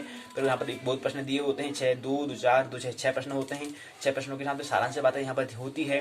बताते हैं कि वहीं से अपने स्वामी युधिष्ठिर के आदमसार प्राप्त सूता करके समक्ष प्रस्तुत होता है, जिससे दुर्योधन के धन ऐश्वर्य मित्रों के उनका विवाह धर्मपरायण सेवक के प्रति व्यवहार आदि का स्थापन करता है। इसके पश्चात युधिष्ठिर द्रौपदी के महल में जाते हैं, वनचर के वृत्तांत को बताते हैं। इसके बाद द्रौपदी राजा को युद्ध के लिए प्रेरित करने वाले वचनों को कहती है, जिसका संपूर्ण अध्ययन हमने यहाँ पर करने का प्रयास, यहाँ पर समझाने का प्रयास यहाँ पर किया है। इसके बाद वगैरह क्रम में बताते हैं कि राज्य के प्रति क्या व्यवहार होना चाहिए, एक स्त्री का पति के प्रति क्या व्यवहार होना चाहिए, इन सभी बातों को समझाने का प्रयास यहाँ पर किया गया है। मायावी व्यक्ति के साथ मायावी जैसा ही आचरण हमें करना चाहिए, ऐसा द्रौपदी युधिष्ठिर को बताती है, धर्मराज युधिष्ठिर को बताते हैं। वहाँ सज्जनता बताती है द्रौपदी, वहाँ सज्जनता अहितकर होती है। जिस प्रकार तीक्ष्ण बाण कवच न धारण करने वाले व्यक्ति के भीतर सरलता से प्रवेश कर जाता है, उसे मार डालता है, उसी प्रकार धूर्त लोग सज्जन व्यक्ति की अंतरता प्राप्त करके उसे नष्ट कर देते हैं। ये हम समझने का प्रयास इकाई में हमने किया। ये इनका प्रसंग भी जारी है, अगले चौथे क्रम में भी, चौथी जो इकाई होती है उसमें भी हम समझने का प्रयास करते हैं, लेकिन इकाई को विराम देते हैं तीसरी इकाई को, लेकिन चौथी इकाई में हम प्रवेश करते हैं। वही क्रम का सिलसिला भी जारी होता है, दोनों आपस में वार्ता कर रहे हैं, युधिष्ठिर और धर्मराज युधिष्ठिर और द्रौपदी, पंचाली से कहते हैं। तो शब्दावली है, बहुत प्रश्न उत्तर हैं, संदर्भ ग्रंथ सूची दी है, उपयोगी पाठ्य पुस्तक है। प्रश्न पूछा है, वनचर की उक्तियों की समीक्षा कीजिए, दुर्योधन के प्रजा संबंधी स्वरूप की स्थापना कीजिए, द्रौपदी द्वारा कथित वाक्यों की व्याख्या कीजिए। तो यहीं पर 3 प्रश्न थे, तीसरी इकाई को विराम, चौथे इकाई में श्लोक संख्या 31 से लेकर 46 तक, 31 से 46 तक श्लोक को समझना है। इकाई की रूपरेखा दी गई है, प्रस्तावना है, उद्देश्य, द्रौपदी की उक्तियां, वही क्रम अभी जारी हो रहा है। हमने कहा ना, वही जो बातें यहाँ पर पहले तीसरी इकाई में बताई थी, वही चौथे इकाई में शुरू हो रहा है, दोनों की बात चल रही है। तो वही क्रम है। द्रौपदी की उक्तियां में बताती है कि शत्रु द्वारा राजलक्ष्मी का हरण होना, पहली बात तो ये बताती है। दूसरा बताते हैं कि दूसरे चरण में बताते हैं कि जो द्रौपदी अपनी उक्तियां बता रही है उसमें पांडवों के स्वरूप का वर्णन यहाँ पर भारवी ने किया है। उसके बाद तीसरे चरण में आता है युधिष्ठिर के पूर्व जीवन का वर्णन के बारे में यहाँ पर भारवी करते हैं, और युधिष्ठिर के पूरे जीवन का वर्णन जो कि द्रौपदी कर रही है, द्रौपदी के बता रही है, और उनको समझने का प्रयास हम किससे कर रहे हैं, मित्र भारवी की रचना के द्वारा, उनकी रचना के माध्यम से समझने का प्रयास कर रहे हैं। उनकी रचना जो है उसको हम समझने का प्रयास यहाँ पर कर रहे हैं, और उत्तराखंड मुक्त विश्वविद्यालय की पाठ्य पुस्तक के माध्यम से समझने का प्रयास कर रहे हैं। तो कितने मित्र हैं यहाँ पर, उत्तराखंड मुक्त विश्वविद्यालय की पाठ्य पुस्तक है, 19 पाठ्यक्रम रखा है, यहाँ पर भारवी उसको समझाने का प्रयास, युधिष्ठिर और द्रौपदी का संवाद को समझने का प्रयास कर रहे हैं, और महत्वपूर्ण बात पद्य को समझने का प्रयास कर रहे हैं, सभी इस माध्यम का काम कर रहे हैं। तो युधिष्ठिर के पूर्व जीवन का वर्णन होता है, फिर बहुत प्रश्न आते हैं, 1 2 3 4 बहुत प्रश्न होते हैं। इसके बाद फिर वही क्रम जारी होता है, वही आपस में चर्चा उनकी चल रही है। फिर बताते हैं कि क्षत्रियों के लिए उचित व्यवहार का वर्णन के बारे में बताती है द्रौपदी, उसके बारे में 2-3 सूत्र यहाँ पर बताया है, वही क्रम चल रहा है उनका। फिर अगले क्रम में बताती है शांति की नीति की आलोचना वो करती है द्रौपदी। उसके बाद अगला क्रम में वही यहाँ पर बातें चल रही हैं, आपस में चर्चा चल रही है उनकी। इसी के साथ में हमारे बहुत प्रश्न आ जाते हैं, 1 2 3 4 5 6 बहुत प्रश्न आते हैं, और इकाई को फिर विराम देते हैं, सारांश बातें आ जाती है। कहते हैं कि राजा कितना भी प्रजा के प्रति अव्यवहार प्रकट करे, किंतु अपनी प्रिया रूपी राजलक्ष्मी को अपहृत होते नहीं देख सकता है। जिसका क्रोध व्यर्थ ही नहीं जाता, उसका अधीनता लोग स्वयं स्वीकार कर लेते हैं, किंतु जो क्रोध करना जानते ही नहीं, उसे न तो स्वजनों का आदर मिलता है, नहीं शत्रु से भय भी होते हैं। इस प्रकार के अनेक स्वरूप का चिंतन करके द्रौपदी अपने पति युधिष्ठिर को, धर्मराज युधिष्ठिर को शांति का मार्ग छोड़कर युद्ध के लिए तैयार करने का प्रयास कर रही है, जिसका सजीव चित्रण मित्र भारवी के द्वारा यहाँ पर हम प्रस्तुत करने का प्रयास कर रहे हैं। एक राजा को अपने कर्तव्य का जिस रूप में निर्वहन करना चाहिए, कवि ने तथा भारवी ने इसका प्रदर्शन बड़ी कुशलता के यहाँ पर प्रदर्शन करने का प्रयास यहाँ पर किया है। यहाँ पर इकाई में हमने समझने का प्रयास किया कि द्रौपदी के कथनों से अवगत होने का हमने प्रयास किया। द्रौपदी की सहायता से युधिष्ठिर युद्ध का मार्ग, शांति के मार्ग को छोड़कर अपनाने के लिए कहती है। ये हमने समझने का प्रयास यहाँ पर करा। मित्र भारवी की रचना के माध्यम से शब्दावली दी गई है, बहुत प्रश्न जाकर पूछे, उसके उत्तर यहाँ पर दिए गए हैं, संदर्भ ग्रंथ सूची यहाँ पर दी गई है, अन्य उपयोगी पुस्तकें होती हैं। निबंधात्मक प्रश्न पूछे हैं। पहला प्रश्न पूछा है द्रौपदी के कथनों की समीक्षा कीजिए, दूसरा प्रश्न पूछा है भारवी के विषय विवेचना पर प्रकाश डालिए। तो यहीं पर चौथा इकाई पूर्ण होती है। अंतिम इकाई अर्थात 5वीं इकाई को समझे। प्रथम सर्ग के महत्वपूर्ण सूक्तियों पर व्याख्या करने का प्रयास। इकाई की रूपरेखा हो गई। अगले क्रम में वही प्रस्तावना, उद्देश्य, वनेचर। तीसरे चरण में वनेचर और द्रौपदी की उक्तियां होती हैं। हमने कहा था इसमें 7 उक्तियां वनेचर की हैं, 8 उक्तियां द्रौपदी की हैं। तो पहले वनेचर की उक्तियों को समझेंगे, उनकी जो उक्ति मन होता है उनका विचार वो समझेंगे, उसके बाद द्रौपदी के विचारों को समझने का हम प्रयास करेंगे। तो पहले में वनेचर की उक्ति होती है, समझाने का प्रयास यहाँ पर किया गया है, यही क्रम जारी होता है। पहले चरण में, दूसरे क्रम में द्रौपदी की उक्तियों को समझने का प्रयास करते हैं। इसी क्रम में भारवे अर्थ गौरव की व्याख्या करते हैं। भारवे अर्थ गौरवम की व्याख्या हमें करनी है। कभी प्रश्न आ जाएगा, बताइए, बताओ विद्यार्थियों, भारवे अर्थ गौरव की व्याख्या करो। प्रश्न पूछ देगा उत्तराखंड में पूछ जाए तो क्या करिए इस समय, तो उसमें बताना है कि हमें बताना है, एक कथा प्रसंगे जनेरु हृदयांतु स्मृताम खल खंडन सुनु विक्रम, ये सूत्र बता देना है हमको। तो भारवे अर्थ गौरव की व्याख्या करनी है, बताओ। तो उसके लिए हमें क्या करना पड़ेगा, यहाँ पर ये बताना पड़ेगा। इसके बाद 2-3 सूत्र हमें याद करने पड़ेंगे, 2-3 सूत्र बता देंगे तो कहेंगे का मतलब ये होता है। और 2-3 बता देंगे, हितम मनोहारी तो दुर्लभ बचाओ, ऐसी वाणी दुर्लभ है जो हितकर होने के साथ मन के अनुकूल भी हो। 2-3 बता देंगे सूत्र। सहसा विदहति न क्रियाम बिना विचारे, अर्थात अकस्मात कोई कार्य हमें नहीं करना चाहिए। तो अगला बता देंगे, हम सिद्ध करना है ना, इसको हमें सिद्ध करने के लिए बताएंगे कि हम बताएंगे अहो दुअंताम वलवद्विरोधिता, बलवान व्यक्तियों से विरोध करने पर अंत में कष्ट ही होता है, ये बात हमें कर लेंगे। तो ये सहसा, तो ये हमें क्या है उसको बताना है कि बताओ भारवी अर्थों गौरव की व्याख्या कीजिए। तो व्याख्या करने के लिए हमें क्या करना पड़ेगा, भारवी अर्थों व्यक्ति की व्याख्या करने के लिए हमें ये बताना पड़ेगा। यहाँ पर दिया गया है, ये महत्वपूर्ण सूत्र है, 2-3 सूत्र यहाँ पर दिए गए, ये हमें समझना पड़ेगा, इसकी तैयारी हमें करनी पड़ेगी, ये आने की संभावना ज़्यादा है।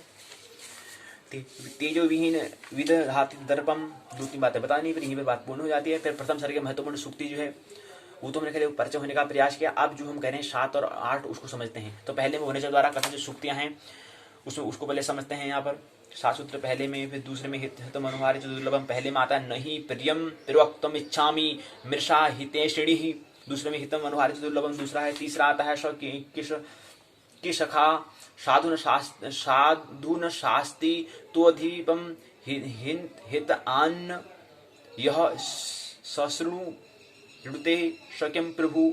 चौथा होता है वरम विरोधो अपि सम महात्मवि। फिर अगला 5वां आता है गुणानु अनुरोधेन बिना न सत्क्रिया, गुणानुरोधेन बिना न सत्क्रिया। तो 5वां ये है। फिर बहुत प्रश्न पूछे हैं, 1 2 3 4 5 6, इसके बाद अगला क्रम आता है। 7वां बताते हैं, पर पीड़ितानि वंचाशी चिन्मताम प्रवृत्तिसारः खलु मादृशाम गिरह, ये दिया गया है। फिर इसके में यहाँ पर 7 उक्ति यहाँ पर क्या होने जगह पूर्ण हो जाती हैं। द्रौपदी द्वारा जो कथित जो सूक्तियाँ जो उक्तियाँ हैं उसको समझते हैं। पहला आता है व्रजन्ति ते मूढ़धियः पराभवं भवन्ति माया विषु ये न मायिनः। फिर दूसरा होता है अवंध्य कोपस्य विहंतुरा पदाम भवन्ति वश्याम स्वयमेव देहिनः।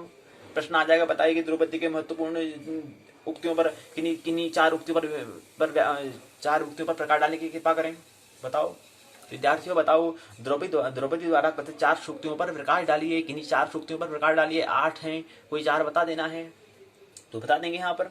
फिर अगला आता है अमर्ष शून्येन जन्यस्य जंतुनाम न जात हार्देन न विद विशारद। तो ये हमारा अगला है पहला, दूसरा, तीसरा तो ये हो गया। चौथा सूत्र, चौथा उक्ति आती है विचित्र रूपाः खलु चित्त वृत्तिः। चौथा। 5वां पर्याशितः वीर्य संबंधाम पराभवो भवोत अप्युत्सव एव मानिनाम। तो ये सूत्र हो जाएगा हमारा 5वां। छठा आ जाता है वृजंति शत्रु नवधूय निरह स्पृहा समेन सिद्धि मुनयो न भूभृतः। ये हमारा हो जाएगा छठा। 7वां निराश्रय हंतः हता मनस्विताः। 7वां हो जाएगा। और 8वां हो जाएगा अर्ष ही विजय अर्थिनः क्षितिशः विदधति सोपधि संधि दूषणाणि। ये 8वां हो गया। तो 15 उक्तियां हैं। 15 में क्या करना है, 7 वनेचर के, 8 द्रौपदी के। तो प्रश्न ऐसे भी आ सकता है, बताओ उक्तियों पर प्रकाश डालिए। पिछले क्रम में अध्याय प्रश्न आता है 1 2 3 4 5 6 7 8 9 10 11 12 प्रश्न होते हैं। सारांश बातें यहाँ पर दी होती है कि हमने यहाँ पर क्या करा, यहाँ पर कि एक कुशल राजा को शासन के गुणों दोष के बारे में पूरी जानकारी होनी चाहिए। सबलतापूर्वक उसका उपयोग ही उस प्रजा के लिए प्रिय बनता है। और सफलतापूर्वक उपयोग ही उस प्रजा के लिए क्या बनता है, प्रिय बनता है। वहीं दूसरी ओर एक नारी का अपने पति को कर्तव्य के लिए उद्यत कराना, सत्ता को पुनः प्राप्त करने में युद्ध के लिए तैयार कराना, इन सभी बातों को हमने बड़ी सावधानी से यहाँ पर समझने का प्रयास हमने यहाँ पर किया। प्रयास भारवी ने किया है, भारवी के शीर वचन से हमने सुनने का प्रयास यहाँ पर किया। इन्हीं गुणों के कारण उनके लिए प्रसिद्ध लोक उक्ति है, भार वे अर्थम गौरम। तो भार, अब देखो, भार वैर अर्थ गौरम, भार मतलब भारवी से बिना शब्द बना है जी। तो आ जाएगा, आप व्याख्या कीजिए कह रहे हैं तो बात को समझो ना। तो क्या कह रहे हैं कि हमने कहा कि एक यहाँ पर जो प्रसंग आ रहा है कि नारी को अपने पति के प्रति क्या कर्तव्य होना चाहिए, एक राजा का अपने प्रजा के प्रति क्या व्यवहार होना चाहिए, क्या गुण दोष होनी चाहिए, उसके बारे में यहाँ पर मृत भारवी से हम समझने का प्रयास करते हैं। और इन्हीं गुणों के कारण एक प्रसिद्ध लोक उक्ति हो जाती है, लोगों के लिए एक विचार, एक लोगों के लिए एक उक्ति, एक विचार एक बन जाता है। वो विचार का नाम क्या है, भार वैर अर्थ गौरम। तो प्रश्न ये निश्चित आने की संभावना है, भार अर्थ गौरम, भार वैर अर्थ गौरम की व्याख्या कीजिए। किसके आधार पर, किसकी उक्ति है, बताएंगे। भार जो आगे लिख रहा है, भारवी का नाम से ही भार पड़ा है, इसका नाम भारवी से ही भार वैर अर्थ गौरम नाम पड़ा है। ये बात आगे बात तो बस समझेंगे, बात को प्रश्न समझ में आ जाएगा। तो फिर अगला आता है कि संयम द्वारा शत्रु को जीतकर मुनिजन सिद्धि को प्राप्त करते हैं, राजा नहीं करता है। शांति का मार्ग मुनियों के लिए है। संयम द्वारा मनुष्य के 6 शत्रु काम हो गया। तो संयम द्वारा मनुष्य के 6 शत्रु कौन से हैं बताइए। मनुष्य के अंतर शत्रु 6 हैं। पहला आता है काम, दूसरा आता है क्रोध, तीसरा आता है लोभ, चौथा आता है मोह, पांचवा आता है मद, छठा आता है मत्सर। तो ये 5 शत्रु अंतर शत्रु, जितेंद्रिय तो इंद्रिय हो गया, जितेंद्रिय शत्रु जो शत्रु से जीत जाए। तो शत्रु कौन है हमारे अंतर शत्रु, काम क्रोध लोभ मोह मद मत्सर, ये हमारे 6 क्या हैं, शत्रु होते हैं। भौतिक कामनाओं से रहित, अगले इसको समझने का प्रयास हमने किया। आता है भौतिक कामनाओं से रहित मुनियों ने इस मार्ग का अनुसरण भौतिक कामना वाले राज समुदाय के लिए उचित नहीं है। आशय रहे हम ये यहाँ पर द्रौपदी क्या है, भारवी की श्री मुख से हम द्रौपदी अपने पति को क्या समझा रही है वो समझने का प्रयास हम कर रहे हैं। तो भौतिक कामनाओं से रहित मुनियों के इस मार्ग का अनुसरण भौतिक कामना वाले राज समुदाय के लिए उचित नहीं होता है। आशय रहित होकर मनस्विता नष्ट हो जाती है। मनुष्य अपने कार्य एवं सद्गुणों से श्रेष्ठ अर्थात हीन मतलब उच्च और हीन होता है। विजय की आकांक्षा सामर्थ्य पर निर्भर करती है। सामर्थ्य न होने पर विजय की आकांक्षा हमें छोड़ देनी चाहिए, उसका कोई अर्थ नहीं होता है। सामर्थ्य होने पर यदि विजय की आकांक्षा है तो तब संधि को तोड़ना अनावश्यक होता है। सामर्थ्य रहने पर यदि विजय की आकांक्षा न हो तो संधि तोड़ना व्यर्थ होता है। मनुष्य का कर्तव्य है कि अपने यश अपने स्वाभिमान को बचाने के लिए यथोचित कर्म से विमुख न हो, ऐसा नहीं होगा तो ये मानसिकता बनी रहेगी। अन्यथा आशय से परे होने पर उसका नष्ट होना स्वाभाविक बात है। ये हमने समझने का प्रयास इस इकाई में किया कि शिक्षाओं को जानने का प्रयास हमने किया कि एक राजा का प्रजा के प्रति क्या पालन होता है, एक पत्नी का पति और पति का पत्नी के प्रति क्या होता है, पति का क्या नियम है, एक राजा का क्या नियम है, ये हमने समझने का प्रयास यहाँ पर किया। शब्दावली है, बहुत प्रश्न आगे पूछे उसके उत्तर यहाँ पर दिए गए हैं। संदर्भ ग्रंथ सूची उपयोगी पुस्तकें हैं। जमींदार प्रश्न 3 प्रश्न पूछे हैं। वनेचर द्रौपदी के कथनों की समीक्षा कीजिए। कथन मतलब वही उक्ति जो विचार हैं, 15 उक्ति हैं, 15 कोई बता देना है, 2-3-4 बता देना है, समझ में आ जाएगी, मतलब विद्यार्थी को बात समझ में आ रही है। दूसरा प्रश्न है भार वैर अर्थ गौरम, इस शब्द की पुष्टि कीजिए। तो बता देंगे कि इसमें जो भार जो है, पहले तो बताएंगे कि जो भार अर्थ गौरम शब्द जो है ये क्या है, कि संधि एक बड़ा मिलित हुए शब्द है। इसको पहले तोड़ के बता देना है उनको, ताकि समझ में आए कि हम क्या है व्याकरण को समझते हैं। तो उसमें भार अर्थ गौरव 3 शब्द से मिलकर बना है। भार का अर्थ का गौरव मिलता है। इस शब्द की पुष्टि बताएंगे कि भारव जो है हमें समझना है, भार में जो भार वी से मिलकर बना हुआ है। अर्थ मन होता है वैल्यू, इसके बारे में, और गौरव के बारे में क्या उनको गौरव दिया है, हमने पति के बारे में बताने का प्रयास किया। शब्द की पुष्टि ऐसे में कर लेना है। फिर तीसरे में आता है प्रथम सर्ग की सूक्तियों में प्रकाश डालिए। प्रथम सर्ग मतलब वही हमें 15 सूक्तियां हैं, प्रकाश डालना है। यही पर प्रथम सर्ग पूर्ण होता है। इकाई 5 पूर्ण होती है, खंड पहला पूर्ण होता है। दूसरे खंड में प्रवेश करें, दूसरे खंड में भी पद्य का पूरी समझने का प्रयास कर रहे हैं। कुमार संभव में प्रथम सर्ग को समझना है पहले इकाई में। अब पहले इकाई में कालिदास को समझना है। यहाँ पर दूसरे मित्र आ जाएंगे। दूसरे मित्र का नाम है कालिदास। परिचय होने का प्रयास, समय महाकाव्य के रूप में कुमार संभव का मूल्यांकन, इकाई की रूपरेखा यहाँ पर दी गई है। फिर इकाई प्रस्तावना है, उद्देश्य है कालिदास का परिचय, समय महाकाव्य के रूप में कुमार संभव के मूल्यांकन, कालिदास का परिचय यहाँ पर दिया गया है। हमने उसमें वहाँ की क्या है, कालिदास को मतलब ऊँट कहना भी नहीं आता था, उटर उटर बोल लेते हैं, ऊँट को वो उष्ट को उटर उटर बोलते हैं। तो ऐसे मूर्ख व्यक्ति होते हैं। तो सभी व्यक्ति क्या होते हैं, मूर्ख ही होते हैं। हमें अपने श्रम से हमें अपने आप को विकसित करना होता है, डेवलपमेंट करना होता है, अपना भाग्य को हमें निर्माण करना पड़ता है। बनाए बनाए नहीं, भाग्य हमारा हम प्रतिदिन बनाते हैं। तो ऐसे यहाँ पर हमें समझ में बात आती है कि पहले जो कालिदास हैं उनको पत्नी से क्या मिलता है, पत्नी भगा देती है, बल्कि क्या काम यहाँ पर मूर्ख का, भागो यहाँ से, तो भगा देती हैं। तो बाद में आता है फिर अनावर्तम कपाटम द्वारम देही, सूत्र से आते हैं 3 चीज का अस्ति का उसका उत्तर बताते हैं। अस्ति कश्चित वाग विशेष, और 3 काव्य की रचना होती है। अस्ति से कुमार संभव, कश्चित से मेघदूत, और वाग से रघुवंश महाकाव्य, तो कुमार संभव महाकाव्य, रघुवंश महाकाव्य, और तीसरे से मेघदूत जो खंड काव्य है, इनकी रचना कर देते हैं। तो कभी कभी ऐसा भी होता है जो जागरूक व्यक्ति हो, कालिदास का फिर ग्रंथ के बारे में समझने का प्रयास। दूसरे चरण में फिर तीसरे में कालिदास की प्रसिद्धि का कारण क्या है, विश्व में विख्यात होना, यश मिलना, उसका क्या मतलब है, उसका कारण क्या है, वजह के बारे में। फिर कालिदास की जन्मभूमि क्या है, ये समझने का प्रयास। कालिदास का समय क्या है, कब है, ये हमने समझने का प्रयास। पहला मत है, दूसरा मत समीक्षा, तीसरा पहला मत है उसकी समीक्षा है। 3 मत बताते हैं कालिदास के बारे में। वह जन्म लेने से क्या मतलब होता है, थी ना, ये कालिदास व्यक्ति कोई था, ये कर लो आप कह रहे हैं समय ढूंढ रहे हैं, हाँ ये समय होगा, ये मन, समय मतलब मन की बेचैनी का नाम होता है। तुम अच्छे पूछते हैं, आप बता रहे एक मत कहता है कि कालिदास 6वीं शताब्दी के हैं, 6वीं शताब्दी के हैं। एक बोलते हैं कालिदास गुप्त नरेश के समय के थे। तीसरा कहता है कि कालिदास की सत्ता ईसा पूर्व से प्रथम शताब्दी की है। समय से क्या लेना देना है, तो है ना कालिदास, इसका कोई व्यक्तित्व एक जगह जन्म हुआ है, तो समय को ढूंढने पड़े हैं। तो 3 मत यहाँ पर दिए गए। फिर पहला मत उसकी समीक्षा, फिर दूसरा मत उसकी समीक्षा, फिर तीसरा मत उसकी समीक्षा की गई है। फिर कविता कला के बारे में यहाँ पर हमने काव्य कविता जो है कला है इसके बारे में, पोएम के बारे में, आर्ट्स के बारे में समझने का प्रयास, यहाँ बताने का प्रयास यहाँ पर किया गया है। चरण में अभ्यास प्रश्न आते हैं, 10 प्रश्न पूछे गए। इसके बाद 10 प्रश्न को यहाँ पर अभ्यास पहले में 10 प्रश्न आ जाते हैं। फिर उसके बाद अगला आता है उपमा कालिदास्य। अगले चरण में उपमा कालिदास्य, उसके अंतर्गत फिर ये बातें यहाँ पर समझाने का प्रयास किया गया है। फिर अगले में आता है पात्र चित्रण के बारे में। फिर अगले फिर प्रश्न आ जाते हैं 1 2 3 4 5 6 7 8 प्रश्न आते हैं। फिर सारांश से बातें आती हैं, सारांश में बताते हैं कि कालिदास क्या है, कालिदास का परिचय होने का प्रयास, कालिदास से परिचय होने का प्रयास हमने किया कि किस शताब्दी में हुए थे, कालिदास के ग्रंथ क्या है ये हमने समझने का प्रयास किया। विशेष से परिचय होने का प्रयास किया। कालिदास के 8 ग्रंथ ये हमें पता होने चाहिए। कभी प्रश्न आ जाएगा, बताओ कि 8 ग्रंथ कौन कौन से हैं, विद्यार्थियों बताओ कालिदास के 8 ग्रंथ कौन कौन से हैं, बताओ। तो बताना पड़ेगा कि 2 महाकाव्य हैं, कुमार संभव, रघुवंश, तीसरा एक खंड काव्य मेघदूत, 3 तो ये हुए, चौथा हुआ हमारा ऋतु श्रृंगार और श्रृंगार तिलकम, 2 ये हुए, 3 2 5 हुए, 3 नाटक हो गया। एक में पहला आता है विज्ञान शाकुंतलम जो हमने स्नातक प्रथम वर्ष में पढ़ा था, और दूसरा हमने था कि माल विक्रम अग्निमित्रम, और तीसरा विक्रम मौर्य के बारे में बताया है। तो इस तरह से हमने कहा कि 5 3 8 इस तरह से 8 ग्रंथ ये दिए हैं। तो प्रश्न का उत्तर ये होगा। फिर अगला अभ्यास प्रश्न है पूछा गया है, शब्दावली है। शब्दावली के अंतर्गत फिर बात हम आती है, अभ्यास प्रश्न पूछे गए उपयोगी पुस्तकों में निम्न प्रश्न। कालिदास के जन्म के समय के विषय में परिचय दीजिए, कालिदास की शैली की विशेषता पर प्रकाश डालिए, कालिदास की काव्य कला पर प्रकाश डालिए, कुमार संभव का महाकाव्य है कैसे बताओ, मूल्यांकन कीजिए।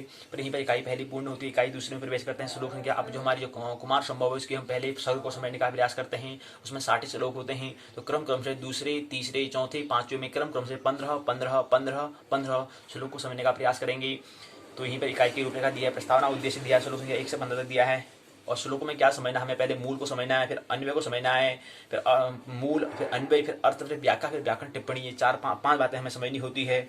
इस तरह से 15 सूत्र श्लोक यहाँ पर दिए गए हैं, उसको समझने का प्रयास। कौन सा समास है, कौन सा व्याकरण, कौन सा छंद, कौन सा अलंकार, ये हमें समझना होता है। फिर उसका पदार्थ क्या होता है, अनुवाद क्या होता है, समास, व्याकरण, अलंकार, विशेष, ये सभी 15 श्लोक में इसी तरह से बताने का प्रयास किया गया है। तो 5 बातें हमें समझनी होती है। व्याकरण में कौन सा समास है, कौन सा अलंकार है, ये हमें व्याकरण टिप्पणी करते हुए हमें समझना होता है। इसी क्रम में 15 श्लोक को बताने का प्रयास यहाँ पर किया गया है। 15 श्लोक को बताने का प्रयास यहाँ पर किया है। तो पहले श्लोक में हमने बताया, पहला श्लोक दूसरा श्लोक ठीक हो गया। तो पहला श्लोक हो गया, दूसरा श्लोक हो गया, तीसरा श्लोक हो गया, चौथा श्लोक हो गया, 5वां श्लोक हो गया, 6ठा श्लोक हो गया, 7वां श्लोक। 7वें श्लोक के बाद अभ्यास प्रश्न पूछा गया है। 1 2 3 4 5 श्लोक, यहाँ 5 यहाँ पर प्रश्न पूछे गए हैं। फिर अगला क्रम आता है 8वां श्लोक प्रारंभ हो जाता है। 8वां 9वां 10वां 11वां 12वां 13वां 14वां 15वां। इसके बाद फिर प्रश्न पूछा गया, 15 तो आएंगे इसमें। फिर अभ्यास प्रश्न पूछे गए 1 2 3 4 5 6 7 8 9 10 11 12 प्रश्न पूछे गए। फिर सारांश से बातें दी बताई है। इसमें इकाई में क्या बताया, इस इकाई में जो पहले 1 से 15 श्लोक में कालिदास ने कुमार संभव में हिमालय का वर्णन किया है। हिमालय प्रशस्त खंड एवं हिमशिलाओं से युक्त पाषाण मात्र नहीं है, वह मनुष्य के पहुँच से ऊपर है, इसलिए उनका नाम देवता की आत्मा देवात्मा कहा। हिमालय को अपरिमित रत्नों का भंडार कहा गया है। इस पर्वत पर अनेक श्रेष्ठ वस्तुएं उत्पन्न हुई है। उनका नाम यहाँ पर देने का प्रयास किया है कि कन्या रत्न, तो उनको बताया कि कैसी एक दिवात्मा बताने का प्रयास यहाँ पर किया है कि इतने सारे इसमें रत्न हुए हैं। मृत संजीवनी, वृक्षरंत हो, प्रवृत्ति वृक्षरंत हो गए, देवदारू हो गया इत्यादि। औषधि रूप में रत्न, गंगादि नदी रूपी रत्न, सोम लता आदि यज्ञ द्रव्य का भी हमने यहाँ पर मिलता है, इसलिए इसको देवात्मा कहा। कालिदास ने उनके ऊपर का आधा भाग मेघों के ऊपर निकलता है, इसलिए यहाँ पर निम्न भाग में छाया का आनंद लेने से सिद्ध होती है। अधिक वर्षा से पीड़ित होने पर बादल के ऊपर उठे हुए हिमालय के उन शिखरों पर चले जाते हैं। तो पहले इकाई में जो 1 से 15 तक, जो दूसरी इकाई में जो 1 से 15 श्लोक जो बताए, यहाँ पर हिमालय के बारे में वर्णन किया गया है। यहाँ पर धूप होती है, तात्पर्य हिमालय बादलों में से भी ऊंचा है। हिमालय पर्वतों में निवास करने वाले सिंह जब हाथियों का शिकार करने चले जाते हैं तब रक्त से लाल उनके पंजों की छाप बिगड़ने के कारण निरंतर प्रभावित हो रही है। हिम की धारा से धुल जाती है। हिमालय पर्वत पर छेद वाले बाँस प्रचुर मात्रा में उत्पन्न हो रहे हैं, जो वायु भरे जाने पर बनने लगते हैं। जब हिमालय की गुफाओं में किन्नरियां अपने प्रेतों के साथ काम कीड़ा करती हैं तब उनके द्वारा वस्त्र खींच देने पर अत्यंत लज्जित हो जाती हैं। गंगा के झरनों के जल बिंदुओं को वहन करने वाली, देवदारू के वृक्षों को बारंबार कंपित करने वाली तथा मोरों के पंखों को अलग करने वाली हिमालय की हवा का मृगों के शिकारी लोग भली प्रकाश सेवन करते हैं। ये समझाने का प्रयास पहले इनकी दूसरी इकाई में 1 से 15 श्लोक में किया गया है। शब्दावली यहाँ पर दी गई है, उसका अभ्यास प्रश्न आगे पूछिए, उसका उत्तर यहाँ पर दिए गए हैं। संदर्भ ग्रंथ दिए हैं, इसे और तैयार पढ़ सकते हैं। उपयोगी पुस्तकें दी हैं। निवेदन प्रश्न 4 प्रश्न पूछे गए हैं। पहला श्लोक संख्या 4 की व्याख्या कीजिए। आता है श्लोक संख्या चौथा महत्वपूर्ण है, इसका मतलब श्लोक संख्या 9 की विषय कीजिए। 9 इसका मतलब 9वीं महत्वपूर्ण श्लोक है। श्लोक संख्या 1 से 5 तक की व्याख्या करता है। 1 से लेकर के 5 तक श्लोक महत्वपूर्ण है, फिर 9वीं महत्वपूर्ण श्लोक है। आता है चौथा प्रश्न आता है हिमालय पर्वत के वैभव की निबंध लिखिए, कैसे लिखिए। इस तरह से 4 सवाल पूछे गए हैं। इस तरह से पहले इकाई में कुल मिलाकर हमें क्या है, पर्वत के बारे में यहाँ पर वर्णन किया है। मित्र कालिदास ने अपने कुमार संभव के गद्य काव्य कुमार संभव के अंदर पहले सर्ग में। दूसरा इकाई तीसरी आती है, श्लोक संख्या 16 से 30 तक। इकाई की रूपरेखा यहाँ पर दी गई है। प्रस्तावना उद्देश्य दूसरे मात्रा श्लोक संख्या 16 से 30 तक। मूल अन्वय अर्थ व्याख्या और व्याकरण टिप्पणी। पहला श्लोक 16वां श्लोक है। 16 के बाद 17 होता है। 17 के बाद 18 होता है। 18 19 होता है। 19 के बाद 20 होता है। 21 होता है। 22 होता है। 23 होता है। 24 होता है। 24 के बाद एक प्रश्न पूछा गया है। 1 2 3 4 5 6 प्रश्न पूछे गए हैं। फिर अगला फिर 25वां, फिर श्लोक, फिर 26वां, फिर 27वां, फिर 28वां, फिर 29वां, फिर 30वां। 30 के बाद फिर प्रश्न पूछे गए 1 2 3 4 5 6 7 8 9 10 11 सूत्र पूछे में सारांश बातें बताई हैं। तो पहले इकाई में तो पर्वताज हिमालय के बारे में, दूसरी इकाई में यानी कि पहले में 1 से 15 उसे तो दूसरी इकाई है यानी कि 1 से 15 श्लोक में पर्वताज के बारे में, फिर 16 से 30 तक श्लोक में बताया। जो इसी इकाई में बताने का प्रयास किया है कि सप्तऋषियों के तोड़ने से बचे पुष्पों को सूर्य किस प्रकार विषय करता है। पुरा काल में दक्ष जाति ने एक वृहद रक्त यज्ञ का आयोजन किया था। इस यज्ञ में भाग लेने के लिए उन्होंने सभी ऋषियों देवताओं आदि को निमंत्रण किया, किंतु अपने जामात शिव को असंतुष्ट होने के कारण नहीं बुलाया। कुछ घृणा, कुछ ईर्षा टाइप की होगी। जिस समय देवता लोग अपने विमानों पर चढ़कर उस यज्ञ में भाग लेने के लिए जाने लगे तो शिव के पास बैठी सती को वह दृश्य देखकर बड़ा कौतूहल हुआ। कारण पूछा तो शिव ने उनके पिता का द्वारा आयोजित यज्ञ बताया कि यज्ञ वहाँ पर यज्ञ का आयोजन किया जा रहा है। साथ ही उन्होंने यह भी बताया कि तुम्हारे पिता ने हम पर क्रोध हैं, ईर्षा करते हैं, इसलिए हमें नहीं बुलाया है। यज्ञ की बात सुनकर सती के मन में उसे देखने की इच्छा प्रबल हो गई। जब सती ने यज्ञ को देखने के लिए अपनी इच्छा प्रकट की तो शिव ने जाने से मना किया। सती जाने के लिए जिद पर अड़ गई। तब बाध्य होकर शिव ने अनाहुत सती को अपने गणों के साथ भेज दिया। पिता के घर पहुंचने पर सती ने देखा कि यज्ञ भूमि में शिव के लिए कोई आसन नहीं था। इसे सती अपने पति और घोर अपमान माना। कुलपति होकर उन्होंने यज्ञ भूमि में योग बल में अपने शरीर को जला दिया, मतलब सुहा कर दिया। काल क्रम से सती ने फिर अगले काल समय के बाद फिर कालातीत में फिर सती ने मैना के गर्भ में प्रवेश लिया पार्वती के रूप में। ये समझाने का प्रयास यहाँ पर पार्वती के जन्म, पार्वती के पूर्व जन्म के बारे में यहाँ पर विस्तार किया गया है। अर्थात कुल मिला के कहना मतलब है कि जो कुमार संभव जो है कालिदास के द्वारा रचित जो ग्रंथ है, इसमें शिव पार्वती के बारे में बताया गया है। शिव पार्वती और कार्तिकेय के बारे में प्रसंग के बारे में बताया गया है कि शिव पार्वती और कार्तिकेय के प्रसंग के बारे में यहाँ पर मिलता है। तो दूसरी मतलब 16 से 30 तक श्लोक में ये हमने समझा। फिर इसी क्रम में अगला फिर यहाँ पर इकाई शब्दावली है, 4 प्रश्न जो आगे पूछे उसके उत्तर यहाँ पर दिए, ग्रंथ यहाँ पर दिए हैं, उपयोगी पुस्तकें यहाँ पर दी हैं। इनके माध्यम से इसको और अच्छा तैयार करते हैं। और भी अगर समझ में नहीं आता तो फिर शिव महापुराण है, 18 पुराण में एक शिव महापुराण आता है, उसमें इसको शिव पार्वती का प्रसंग बड़ा विस्तार दिया गया है, तो वहाँ से इसको और समझ सकते हैं। निबंधांतर प्रश्न पूछे 3 पूछे, श्लोक 16 से 20 तक की व्याख्या कीजिए। श्लोक संख्या 25 की संदर्भ से व्याख्या कीजिए। प्रस्तुत इकाई पर एक निबंध लिखिए। तो यहीं पर इकाई क्या है, तीसरी पूर्ण होती है। चौथी इकाई में प्रवेश करें। चौथी इकाई में 31 से 45 तक मूल अन्वय अर्थ व्याख्या व्याकरण टिप्पणी दी है। इकाई की रूपरेखा दी गई है। प्रस्तावना उद्देश्य श्लोक संख्या 31 से 45 तक मूल अन्वय अर्थ व्याख्या टिप्पणी और व्याकरण टिप्पणी होती है। श्लोक 16 श्लोक संख्या 31 से लेकर के प्रारंभ होता है। 31, 32, 33, 34, 35, 36, 37 तक यहाँ पर होता है। 37 में प्रश्न पूछा है। 1, 2, 3, 4, 5, 6, 7, 8, 9, 10 प्रश्न पूछे गए हैं। फिर 38वां श्लोक प्रारंभ होता है। 38वां, 39वां, 40वां, 41वां, 42वां, 43वां, 44वां, 45वां श्लोक यहाँ पर दिया है। 45 के बाद फिर एक सारांश बातें यहाँ पर पूछी गई हैं। सारांश इस इकाई की सारांश बताया है कि हमने यहाँ पर शिव ने अपने 30 नेत्र में अग्नि से कामदेव को जला दिया।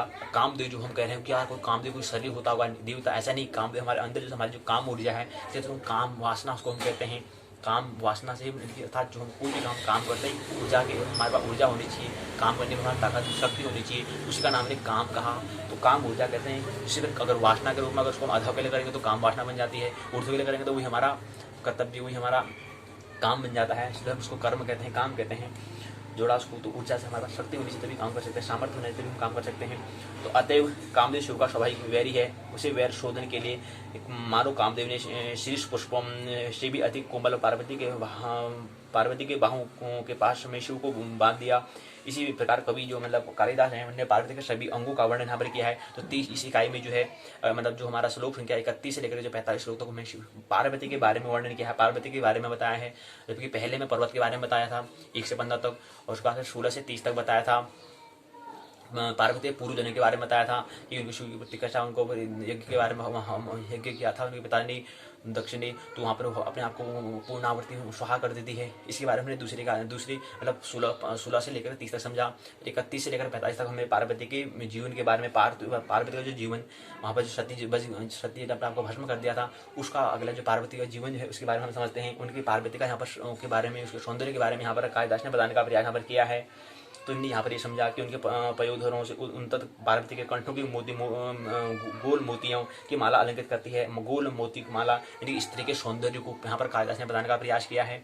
स्त्री के सौंदर्य के माध्यम से हम अस्तित्व के सौंदर्य को समझने का प्रयास यहाँ पर इस इकाई में अर्थात श्लोक संख्या 31 से लेकर के 45 तक हम समझने का प्रयास यहाँ पर कर रहे हैं। तो इस इकाई में हमने ये समझा। फिर अगले इस क्रम में आता है कि उनके बताते हैं कि गोल मोती माला को उनका स्तनधन उन्नत कंठ शोभित करता है। इनकी हमारे स्तन जो स्थिति के होते हैं उन्नत करता है, मतलब उसको उन्नति मतलब बढ़ाता है। कंठ मतलब हो गया, गाला हो गया, सुशोभित करता है। इस प्रकार एक दूसरों को विभूत करके उन दोनों का अलंकारीय भाव को समान किया है। कवि ने पार्वती का था, कालिदास ने पार्वती के मुख के सौंदर्य को कमल और चंद्रमा में वर्तमान सौंदर्य से उद्दिष्ट बदलाकर उनके मुख के अलौकिक सौंदर्य का यहाँ पर वर्णन किया है। पार्वती के मुख में कमल के सौरभ आदि गुण को यहाँ पर गुण को वर्तमान में है ही, साथ ही उनके साथ चंद्रमा पर भी उन्हें उपमा दी है। यहाँ पर समझने का प्रयास हमने कहा कि पार्वती किशोर अवस्था समाप्त होने पर वो युवा अवस्था में कैसे प्रवेश करती है। मुख्य बात यहाँ पर पार्वती के बारे में बताया है, और मुख्य बात पार्वती के किशोर अवस्था समाप्त होने के बाद युवा अवस्था में कैसे प्रवेश करती है। युवा अवस्था के बारे में उन्हें बताने का प्रयास, उनके यौवांग के बारे में यहाँ पर अर्थात तो स्त्री के माध्यम से, स्त्री के सौंदर्य से अस्तित्व के सौंदर्य को समझाने का प्रयास यहाँ पर किया है कि स्त्री में इतना सौंदर्य है तो अस्तित्व में कितना सौंदर्य नहीं होगा, ये बताने का प्रयास यहाँ पर किया है। जो व्यक्ति स्त्री में सौंदर्य को देख पाता है वही आगे फिर अस्तित्व में सौंदर्य को देख पाएगा। वृक्षों, पेड़, नदी, तालाबों, झरनों, पेड़, वृक्षों, पत्थरों इत्यादि सभी में क्या फिर उसी परमात्मा को निहारता है। तो इसलिए ये बताने का प्रयास यहाँ पर किया गया है।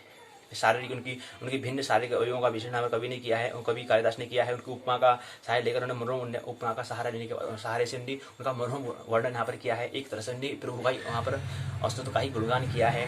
शब्दावली दी है, प्रश्न को उत्तर दिया है, संदर्भ पुस्तकें दी गई हैं। प्रश्न पूछे 3, श्लोक संख्या 45 की व्याख्या कीजिए। पार्वती का सौंदर्य वर्णन करके निबंध लिखिए। सौंदर्य पर एक वर्णन करते हुए निबंध लिखिए। दूसरी इकाई का सारांश शब्दों में लीजिए, क्या समझ में आया। तो तीसरी इकाई उन्होंने ये समझा कि पार्वती के बारे में यहाँ पर समझने का प्रयास किया है। पहले इकाई में पर्वतराज हिमालय के बारे में, उसको पर्वतराज हिमालय कहा, दिवात्मा कहा, उसको देवों की आत्मा कहा, ये समझने का प्रयास, उसके महत्व को समझाने का प्रयास पहले इकाई, पहले श्लोक 1 से 15 तक। फिर उसके बाद 16 से 30 तक हमने पार्वती की पूर्व जन्म के बारे में, मतलब जो पार्वती सती के बारे में समझा, दक्ष के बारे में हमने समझा। फिर तीसरी इकाई में हमने पार्वती के जन्म के, पार्वती के जीवन के बारे में हम समझ रहे हैं। और पार्वती खासकर उसकी किशोर अवस्था से फिर युवा अवस्था में जब प्रवेश करते हैं, यौन के बारे में, सौंदर्य के बारे में यहाँ पर कालिदास ने वर्णन किया है। इसके बाद अगला अंतिम प्रक्रम आता है 46 से 60 श्लोक को हमें समझना है। अंतिम इकाई 5वीं इकाई में प्रवेश करें।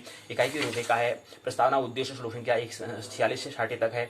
46वें, 47वें, 48वें, 49, 50, 51, 52 श्लोक तो हमें समझना है। उसके बाद फिर प्रश्न पूछे गए हैं 1 2 3 4 5 6 7 8 9 10 प्रश्न पूछे गए हैं। उसके बाद 53वां श्लोक प्रारंभ होता है। 53वां 54वां 55वां 56वां 57वां 58वां 59वां 60वां, ये 60 प्रश्न पूछे गए हैं। फिर आता है सारांश बातें यहाँ पर दी गई है। बताया फिर इकाई की सारांश बताया है कि यहाँ पर जब भगवान शिव ने हिमालय पर तपस्या करते हैं, अब यहाँ पर पार्वती जो है तपस्या करती है शिव को प्राप्त करने के लिए कि मैं शिव से मैं विवाह करूँ, इसलिए तपस्या करती है। ये प्रसंग यहाँ पर होता है। और इसके लिए तपस्या करने के लिए हिमालय में जाती है। हिमालय के राज ने अपने स्वागत के लिए उनको अपनी पुत्री को आदेश दिया। सुंदर केशों वाली पार्वती पूजा के लिए और यहाँ पर नारद जी हैं उनको एक मंत्र देते हैं, ओम नमः शिवाय मंत्र का देते हैं।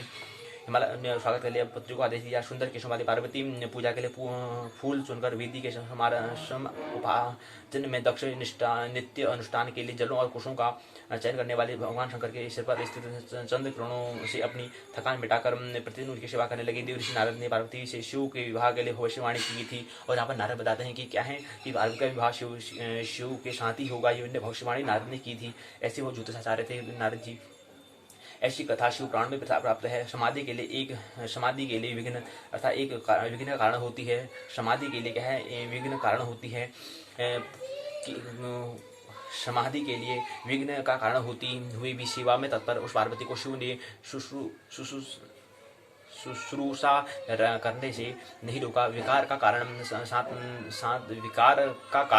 साथ में होने पर भी उनके चित्त विकार रहित होते हैं। वास्तव में वही तो महापुरुष होते हैं। महापुरुषों के लिए कोई भी कार्य संभव नहीं होता। महायोगियों की एकता में कोई भी वस्तु विधान नहीं होती है। इसलिए पार्वती की भगवान शिव की तपस्या में एकाग्र होकर के बाधा नहीं हो सकती। देवर्षि नारद ने ब्रह्मा जी से आशीर्वाद प्राप्त किया था कि वो अपनी इच्छा से कहीं भी जा सकते हैं। कोई प्रश्न आ जाएगा, बताओ देवर्षि नारद को बताइए किसके अनुकंपा से वो कहीं भी जा सकते हैं, कहीं रोक टोक नहीं है। तो किसके आशीर्वाद मिला है? ब्रह्मा जी का आशीर्वाद मिला है, ये हमें ख्याल रखना है। तो देवर्षि नारद ने पार्वती को कौन सा मंत्र दिया बताइए? ओम नमः शिवाय एक मंत्र दिया था, जपने की सलाह दी थी, कहा से और आप जपो तपस्या करो। उसके कारण कुछ समय के बाद फिर आपके साथ आपके पति क्या होंगे? शिव होंगे। शिव महापुराण में यह कथा प्राप्त होती है। यहाँ पर समझने का, इस इकाई में समझने का प्रयास है कि किस प्रकार ब्रह्मा सभी उपान भूत द्रव्यों को एक स्थान पर देखने की इच्छा से पार्वती के अंगों का निर्माण किया है। नारद पार्वती के पिता उनके पिता से उनके विवाह के संबंध तथ्य बताते हैं। हिमालय की तपस्या में लीन भगवान शिव हिमालय भी तपस्या में लीन भगवान शिव की सेवा में सखियों के साथ पार्वती को लाकर शिव की सेवा कराएं। तो हिमालय भी तपस्या में लीन भगवान शिव की सेवा में सखियों के साथ पार्वती को लगाकर शिव की सेवा कराएं, यह कहने का प्रयास हिमालय कहते हैं। हिमालय उनकी पत्नी का नाम मैना था और उनकी पुत्री का नाम पार्वती है। तो ये हमें समझा। तो कुल मिलाकर जो हमारे पूरी जो हमने इसमें समझने का हमने प्रयास किया, वो हमने ये समझा कि इसमें जो महाकवि कालिदास ने जो बताने का प्रयास किया है अपने कुमार संभव में और हमें यहाँ पर 60 श्लोक दिए हैं। हमने कुमार संभव का जो एक पद्य काव्य है, पद्य काव्य में 60 श्लोक में दिए गए हैं। और पहले सर्ग को हमने समझा। तो पहले सर्ग में हमने क्रमशः पहले इकाई में 5 इकाई यहाँ पर खंड में उत्तराखंड मुक्त विश्वविद्यालय के हिसाब से देखें कि पद्य काव्य का जो है इसमें 5 इकाई दी गई है। पहले में तो कालिदास के जीवन के बारे में, दूसरे तीसरे चौथे पांचवें क्रम से 15 मतलब श्लोक दिए हैं। तो 60 पंडित को 60 इकाई दी गई है। पहले में पर्वतराज हिमालय के बारे में विस्तार से वर्णन किया है। दूसरे में पार्वती की पिछले जन्म, पार्वती मतलब सती के जन्म में किया है, दक्ष के बारे में यज्ञ किया था, इसके बारे में वर्णन किया है। फिर तीसरे में पार्वती के यौवन के बारे में, उसके मतलब किशोरावस्था से युवावस्था में के बारे में किया है। उसके स्त्री के सौंदर्य के बारे में, पार्वती के सौंदर्य के बारे में यहाँ पर बताया है कालिदास ने। फिर चौथे में क्या है कि शिव को प्राप्त करने के लिए तपस्या के बारे में, विधान के बारे में ये पूरा जिक्र यहाँ पर आता है। तो चौथी इकाई में ये हमने समझा। तो इस तरह से हमने पहले सर्ग में ये समझने का प्रयास किया। अब आगे प्रसंग क्या होता है, फिर आगे जाके फिर ये तो सर्ग 1 हुआ। अब ये कहानी पूरी नहीं होती क्योंकि इसमें क्या है 20 सर्ग इसमें दिए गए हैं। कुमार संभव 20 सर्ग 20 अध्याय दिए गए, केवल एक अध्याय में इतना होता है। फिर सिलसिला आगे जारी रहता है। किसमें होता है? अगर आपको विस्तार से समझना है तो आप शिव पुराण से संपर्क करें या ये इनके जो ग्रंथ है कालिदास के, इससे संपर्क करें। कुमार संभव ग्रंथ से संपर्क करें। और विस्तार अगर शिव पार्वती के बारे में समझना है तो यहीं पर हमारा जो उत्तराखंड मुक्त विश्वविद्यालय का पाठ्यक्रम तो यहीं पर पूर्ण होता है जी।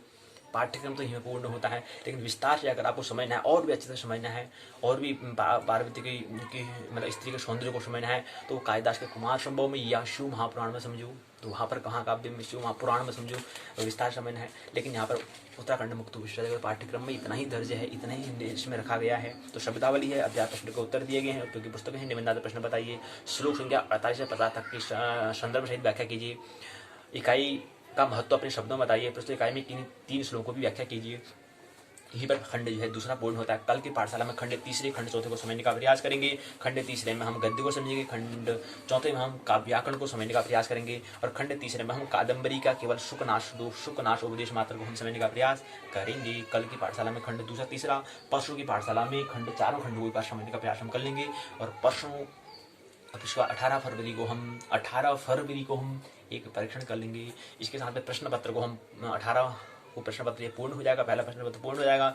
19 फरवरी 2021 से हम दूसरे प्रश्न पत्र पर हम समझने का प्रयास करेंगे। उस प्रश्न पत्र का नाम है भारतीय संस्कृति। इस प्रश्न पत्र पर संस्कृत साहित्य के अंदर इतिहास, संस्कृत साहित्य का इतिहास क्या है और भारतीय संस्कृति क्या है, इसको समझने का प्रयास हम करेंगे। 19 फरवरी 2021 से समझने का प्रयास करेंगे। यहीं पर पाठशाला के भाग 2 को विराम देते हैं। आइए पाठशाला के भाग 1 में प्रवेश करें। उत्तराखंड मुक्त विश्वविद्यालय की स्नातक प्रथम वर्ष के प्रथम प्रश्न पत्र को हम समझने का प्रयास कर रहे हैं।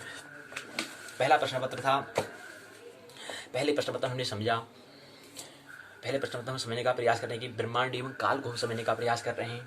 ब्रह्मांड और काल के अंतर्गत पहले खंड में, इसमें 4 खंड दिए गए हैं। पहले खंड में हमने खगोल को समझने का प्रयास किया। खगोल के अंतर्गत हमने बात समझी थी कि खगोल में उत्तराखंड मुक्त विश्वविद्यालय ने पाठ्यक्रम जो रखा है, खगोल में 6 इकाइयों को समझने का हमने प्रयास किया। आकाशगंगा निहारिका, सौर परिवार, गिरह उपग्रह, तारे तारापुंज, क्षुद्र एवं वामन गिरह, धूमकेतु, उल्का, 6 इकाई को हमने समझने का प्रयास खगोल नामक पहले खंड में।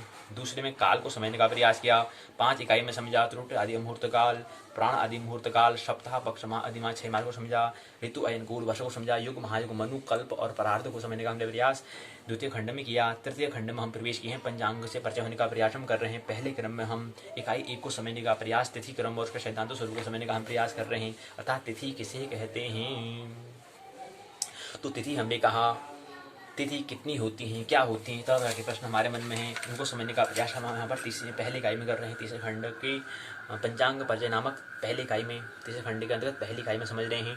तिथि शब्द की उत्पत्ति हमने कहा, तिथि जो है उसमें शब्द जो है, अगर हम वाच्य स्पत्यम नामक अगर शब्दकोश की अर्थात डिक्शनरी की अगर बात करें तो उसमें जो अत माना होता है कि तिथि जो है अत चलने से अर्थ में यहाँ पर प्रयुक्त धातु और धातु से मिलकर बना है। इसमें इथिन प्रत्यय जुड़ा हुआ है और डी प्रत्यय के योग से बना है, तिथि शब्द का उत्पन्न हुआ है। तो तिथि शब्द जो है वह 3 चीज से, अत धातु, इतिन प्रत्यय, डी प्रत्यय के योग से 2 प्रत्यय जुड़े हैं। एक धातु जुड़ा है, अत धातु है, इथन प्रत्यय है और उसके साथ साथ डी प्रत्यय के योग से तिथि शब्द का मतलब यहाँ पर तिथि उत्पत्ति होती है। अथि, अति, थिन, डी प्रत्यय क्या होता है, बात समझ में आएगी। डी प्रत्यय क्या होता है, ये धातु क्या होता है, इसको सब समझने के लिए हमें व्याकरण को समझना होगा। व्याकरण हमने समझाने की दिक्कत आएगी, तो समझने के हम इतना समझा देंगे कि हम जो तिथि है वो धातु अधातु होती है, इतन प्रत्यय होता है और साथ साथ डी प्रत्यय के योग से तिथि शब्द बनती है, इतना हम कह देंगे। अब तिथि का मतलब क्या था, तिथि का शब्द होता है चंद्र की एक कला का मान होता है। अब कला क्या होती है, कला तो हमने तो कह दिया कि तिथि का अर्थ क्या होता है। तिथि का होता है चंद्र की एक कला का मान होता है तिथि। चंद्रमा की एक कला का मान का नाम हम तिथि कहते हैं। वो मान कितने समय तक होता है उसको तिथि कहते हैं। चतुर्थी तिथि कहते हैं। तो तिथि का मतलब क्या होता है, कला का मान क्यों कह रहे हैं, तिथि कहते हैं कला के, चंद्र की एक कला के मान को हम तिथि कहते हैं। अब कला क्या होती है, कला हमने कहा कि तीनों क्या है, 3 ग्रहों की अगर बात करें, सूर्य की, चंद्रमा की और पृथ्वी ग्रह की बात करें, तो तीनों की गति की बात अगर हम सापेक्ष बात करते हैं तो चंद्रमा क्या है, सूर्य क्या है, चंद्रमा यहाँ पर है, सूर्य यहाँ पर है, पृथ्वी यहाँ पर है। अब दोनों के मध्य क्या है, तीनों गति कर रहे हैं। तो कभी कभी क्या होता है, थोड़ा क्रम आगे पीछे होता रहता है। तो कभी पूरा, कभी कम, थोड़ा कम, कभी थोड़ा कम, कभी थोड़ा कम। तो थोड़ा चंद्रमा अगर पृथ्वी थोड़ा इधर को आ जाएगी तो थोड़ा प्रकाश यहाँ पर मिलता है, थोड़ा पृथ्वी और इधर को आ गई तो थोड़ा और प्रकाश ज़्यादा मिल जाएगा। तो इसी तरह से मतलब क्या है, कई प्रकार का घटना बढ़ना चलता रहता है। अर्थात जो हम कह रहे हैं कि सूर्य के प्रकाश के सापेक्ष चंद्रमा पर होने वाले प्रकाश के घटते हुए बढ़ते हुए मान का नाम हम कहते हैं, मान का नाम ही तिथि है, उसका नाम ही कला है। सूर्य के प्रकाश से चंद्रमा पर पड़ने वाले सूर्य की प्रकाश जब चंद्रमा पर पड़ता है, सूर्य के प्रकाश चंद्रमा पर प्रकाशित भाग को हम कहते हैं कला। कला की परिभाषा क्या होगी, डेफिनेशन क्या होगी? कहेंगे कि सूर्य के प्रकाश या रोशनी या लाइट जो भी कहें, जब चंद्रमा पर पड़ती है, चंद्रमा के प्रकाशित भाग को हम कहते हैं कला। दीप्यमान जो भाग है, उस ऐसे भाग को हम कला कहते हैं। एक भाग कितना होता है, कितने भाग होते हैं ऐसे, अर्थात कितने कला होते हैं, कितने भाग में प्रकाश, मतलब कितने बार ऐसे भाग प्रकाश का मतलब होता है, कितने भागों में होता है, कभी इतना होता है, कभी इतना होता है, कभी इतना होता है, कभी इतना होता है। ये जो सिलसिला है, कितने सिलसिला होता है, इसका क्रम कितने होते हैं? तो 16 क्रम होते हैं, इसलिए कहते हैं चंद्रमा की कला कहते हैं। 16 कला होती हैं, 16 कला होती हैं। 16 कला का मतलब क्या है? यहाँ पर क्या है, सूर्य की रोशनी जब चंद्रमा में पड़ रही है तो, और बीच में पृथ्वी भी है, तो पृथ्वी का कभी थोड़ा सा यहाँ को आ जाती है तो छोटा सा भाग हमें दिखता है, अल्प भाग में हमें रोशनी मिलती है चंद्रमा पर। और जब पृथ्वी थोड़ा सा इधर को आ जाती है तो थोड़ा सा ज़्यादा भाग दिखता है, और थोड़ा सा भाग को ज़्यादा दिखता है, पृथ्वी पर और हटेगी तो ऐसे घटते हुए क्रम और बढ़ते हुए क्रम को, इस तरह से घटते हुए क्रम भी 8 होते हैं और बढ़ते क्रम भी 8 होते हैं। इस तरह से हम कहते हैं कि कला क्या होती है, 16 कला होती हैं। और जब क्रम क्या है पूरा, अगर हम कहें कि चंद्रमा हमें दिख रहा है और चंद्रमा कभी पूरा हमें दिखता नहीं है, ये हमें ख्याल रही, 55% भाग चंद्रमा हमें दिखता है। अब क्यों नहीं हमें और भाग क्यों नहीं दिखता है? एक ही बात है कि चंद्रमा क्या है, घूर्णन गति नहीं करता है, ये हमें ख्याल नहीं। तो चंद्रमा का हमेशा भाग आधा दिखता है, 55% भाग में दिखाई देता है। तो यहाँ प्रकाश जो पड़ता है, जब पूरा हमें चंद्रमा मतलब 55% भाग जो हमें पूर्ण दिखा है, आधा चंद्रमा जब हमें पूर्ण हमें जब दिखता है तो उसको कहते हैं पूर्णिमा। ये पूर्णिमा एक भाग, एक मान तो एक भाग ये हुआ जब प्रकाश पूरा मतलब चंद्रमा पड़ता है, एक हिस्सा ये हुआ, और उसका फिर धीरे धीरे एक क्रम घटता है और धीरे बढ़ जाता है। अभी क्या है, शुक्ल पक्ष है, शुक्ल पक्ष पूर्णिमा, अर्थात क्या हो रहा है, प्रकाश चंद्रमा का भाग थोड़ा बढ़ रहा होगा, तो 8 दिन तक चलेगा। 8 दिन की सिलसिला चलता रहेगा। अब 8 दिन क्या है, 2 दिन तक चलता है। और जिस दिन पूर्णिमा होगी, जब 15वीं तिथि यानी कि शुक्ल पक्ष जब 15वीं तिथि आएगी तो पूर्णिमा हो जाएगी, पूरा हमें दिखेगा, मतलब आधा भाग पूर्ण हमें दिखेगा। उसके बाद फिर हमारा क्या है, यही क्रम का घटना प्रारंभ हो जाता है। वहीं से पूर्ण से भी कम कम कम कम कम एक दिन ऐसा आता है कि हमें पूरा दिखता ही नहीं है, उसको कहते हैं अमावस्या। कृष्ण पक्ष जब होता है, उसके जब 15वीं तिथि जो होती है, उसको 15वीं जो कला जो हो, 15वीं जो मान जो है, तिथि मतलब क्या है, तिथि मतलब कला का मान को हमने कहा, एक कला का मान, चंद्रमा की एक कला का मान को हम तिथि बोलते हैं। जब एक यही कला अगर क्या हो, जब 15वीं में भाग में पहुंच जाए कृष्ण पक्ष की, तो अमावस्या होती है। तो कुल मिलाकर कहने का मतलब है, तिथि का मतलब क्या हुआ, तिथि का मतलब है चंद्रमा की एक कला का मान। कला क्या है, सूर्य की चंद्रमा पर पड़ने वाले प्रकाश के भाग को, प्रकाशित भाग को, सूर्य के प्रकाश से चंद्रमा के प्रकाशित भाग को हम कहते हैं कला। ये इसकी बात आई। तो तिथि का मतलब क्या है, चंद्रमा की कला का मान। कहीं आ जाएगी कला क्या है, तो कला भी बताना प्रयास करेंगे। तो हम कहेंगे तिथि के शब्द में कहेंगे कि तिथि कहेंगे कि सूर्य के प्रकाश से चंद्रमा के प्रकाशित भाग के मान को हम तिथि कहते हैं। ये तिथि हुई। और बाकी हम जानते हैं कि चंद्रमा पर स्वयं प्रकाश नहीं होता है। सूर्य और चंद्र के भ्रमण में दोनों के मध्य प्रतिदिन 12 अंश का अंतर पड़ता है। अब हमने कहा कि एक वर्तुल, हम इसको एक वर्तुल बनाते हैं, एक सर्कल बना लेते हैं, तो सर्कल का हमें 3 60 अंश हम कहते हैं। तो उसमें क्या है, एक तिथि में क्या है, प्रतिदिन क्या होता है, प्राय 12 अंश का क्या होता है, अंतर पड़ता है। अंतर मतलब क्या है, पृथ्वी यहाँ पर है, चंद्रमा यहाँ पर है और सूर्य यहाँ पर है, तो इसके बीच थोड़ा मतलब अंतर होता है, 12 अंश का अंतर होता है, 12 अंश का अंतर होता है। ठीक पूर्णिमा के अंतर में इन दोनों के बीच में 180 का अंतर हो जाता है। और यही पुनः 3 60 अर्थात 0 अंश का अंतर होते ही दूसरी अमावस्या समाप्त हो जाती है। अमावस्या समाप्त हो जाती है अर्थात एक महीना हो जाता है, इसी को मास कहते हैं। एक अमावस्या के अंत से दूसरी अमावस्या के अंत के बीच के समय को हम कहते हैं चंद्रमास, इसी को हम चंद्रमा का महीना कहते हैं। इसी क्रम में आता है चंद्रमा। अब हमने कहा कि मास, ये तो मास की बात हो रही है। तिथि से ही, तिथि से बनता है पक्ष, पक्ष के 2 पक्ष को योग से बनता है महीना। और महीना चंद्रमा का महीने की अलग, चंद्रमा एक महीने भी अलग अलग होते हैं। अगर हम चंद्रमा की बात करें तो चंद्रमा, अगर पृथ्वी करेंगे तो पृथ्वी का हम श्रावण मास कहेंगे। अगर हम नक्षत्र का तो नक्षत्र मास बोल देंगे, सूर्य की तो सौर्य मास बोल देंगे। तो ये सबका महीने का अलग अलग होता है। लेकिन तिथि की जो हिसाब बात करते हैं वो चंद्रमा की गति का हिसाब से हम समय की गणना करते हैं। अब असल में हम तिथि की बात करें अर्थात समय की हम बात करते हैं। तिथि का मतलब अर्थात समय अर्थात मान, तो मान अर्थात समय की हम हिसाब करते हैं, समय की गणना करते हैं। तो समय की गणना किसके हिसाब से? चंद्रमा के हिसाब से करते हैं। चंद्रमा का घटना बढ़ना की मान करते बात करते हैं, तो इसलिए हम कहेंगे चंद्रमा मास के। तो तिथि हमेशा जब हम तिथि की बात करते हैं अर्थात चंद्रमा की गति की मान, चंद्रमा के सापेक्ष हम समय की गणना करते हैं। चंद्रमा के बाबत हम क्या करते हैं? समय की गणना करते हैं। इसी तरह से हम सूर्य के बाबत भी करेंगे तो उसको सौर मास बोलेंगे, पृथ्वी के हिसाब से तो सावन मास बोल देंगे, नक्षत्र के हिसाब से तो उसको नक्षत्र मास बोल देंगे। तो इस तरह से 4 मास होते हैं। तो हमने कहा कि क्या है कि चंद्र की जो दृश्य अदृश्य भाग के आधार पर चंद्रमा की है 16 कला होती है, 16 कला होती है, ये हमें पता होना चाहिए। तो तिथि कितनी होती है? 16 तिथि होती है, हमें ख्याल रखना चाहिए। अब 16 तिथि कौन कौन सी होती है? प्रतिपदा, द्वितीया, तृतीया, चतुर्थी, पंचमी, षष्ठी, सप्तमी, अष्टमी, नवमी, दशमी, एकादश, द्वादश, त्रयोदश, चतुर्दशी। या उसके बाद आती है हमारी पूर्णिमा। तो 15 तिथि ये हुई, 15 तिथि। और 16 तिथि हो जाएगी अमावस्या।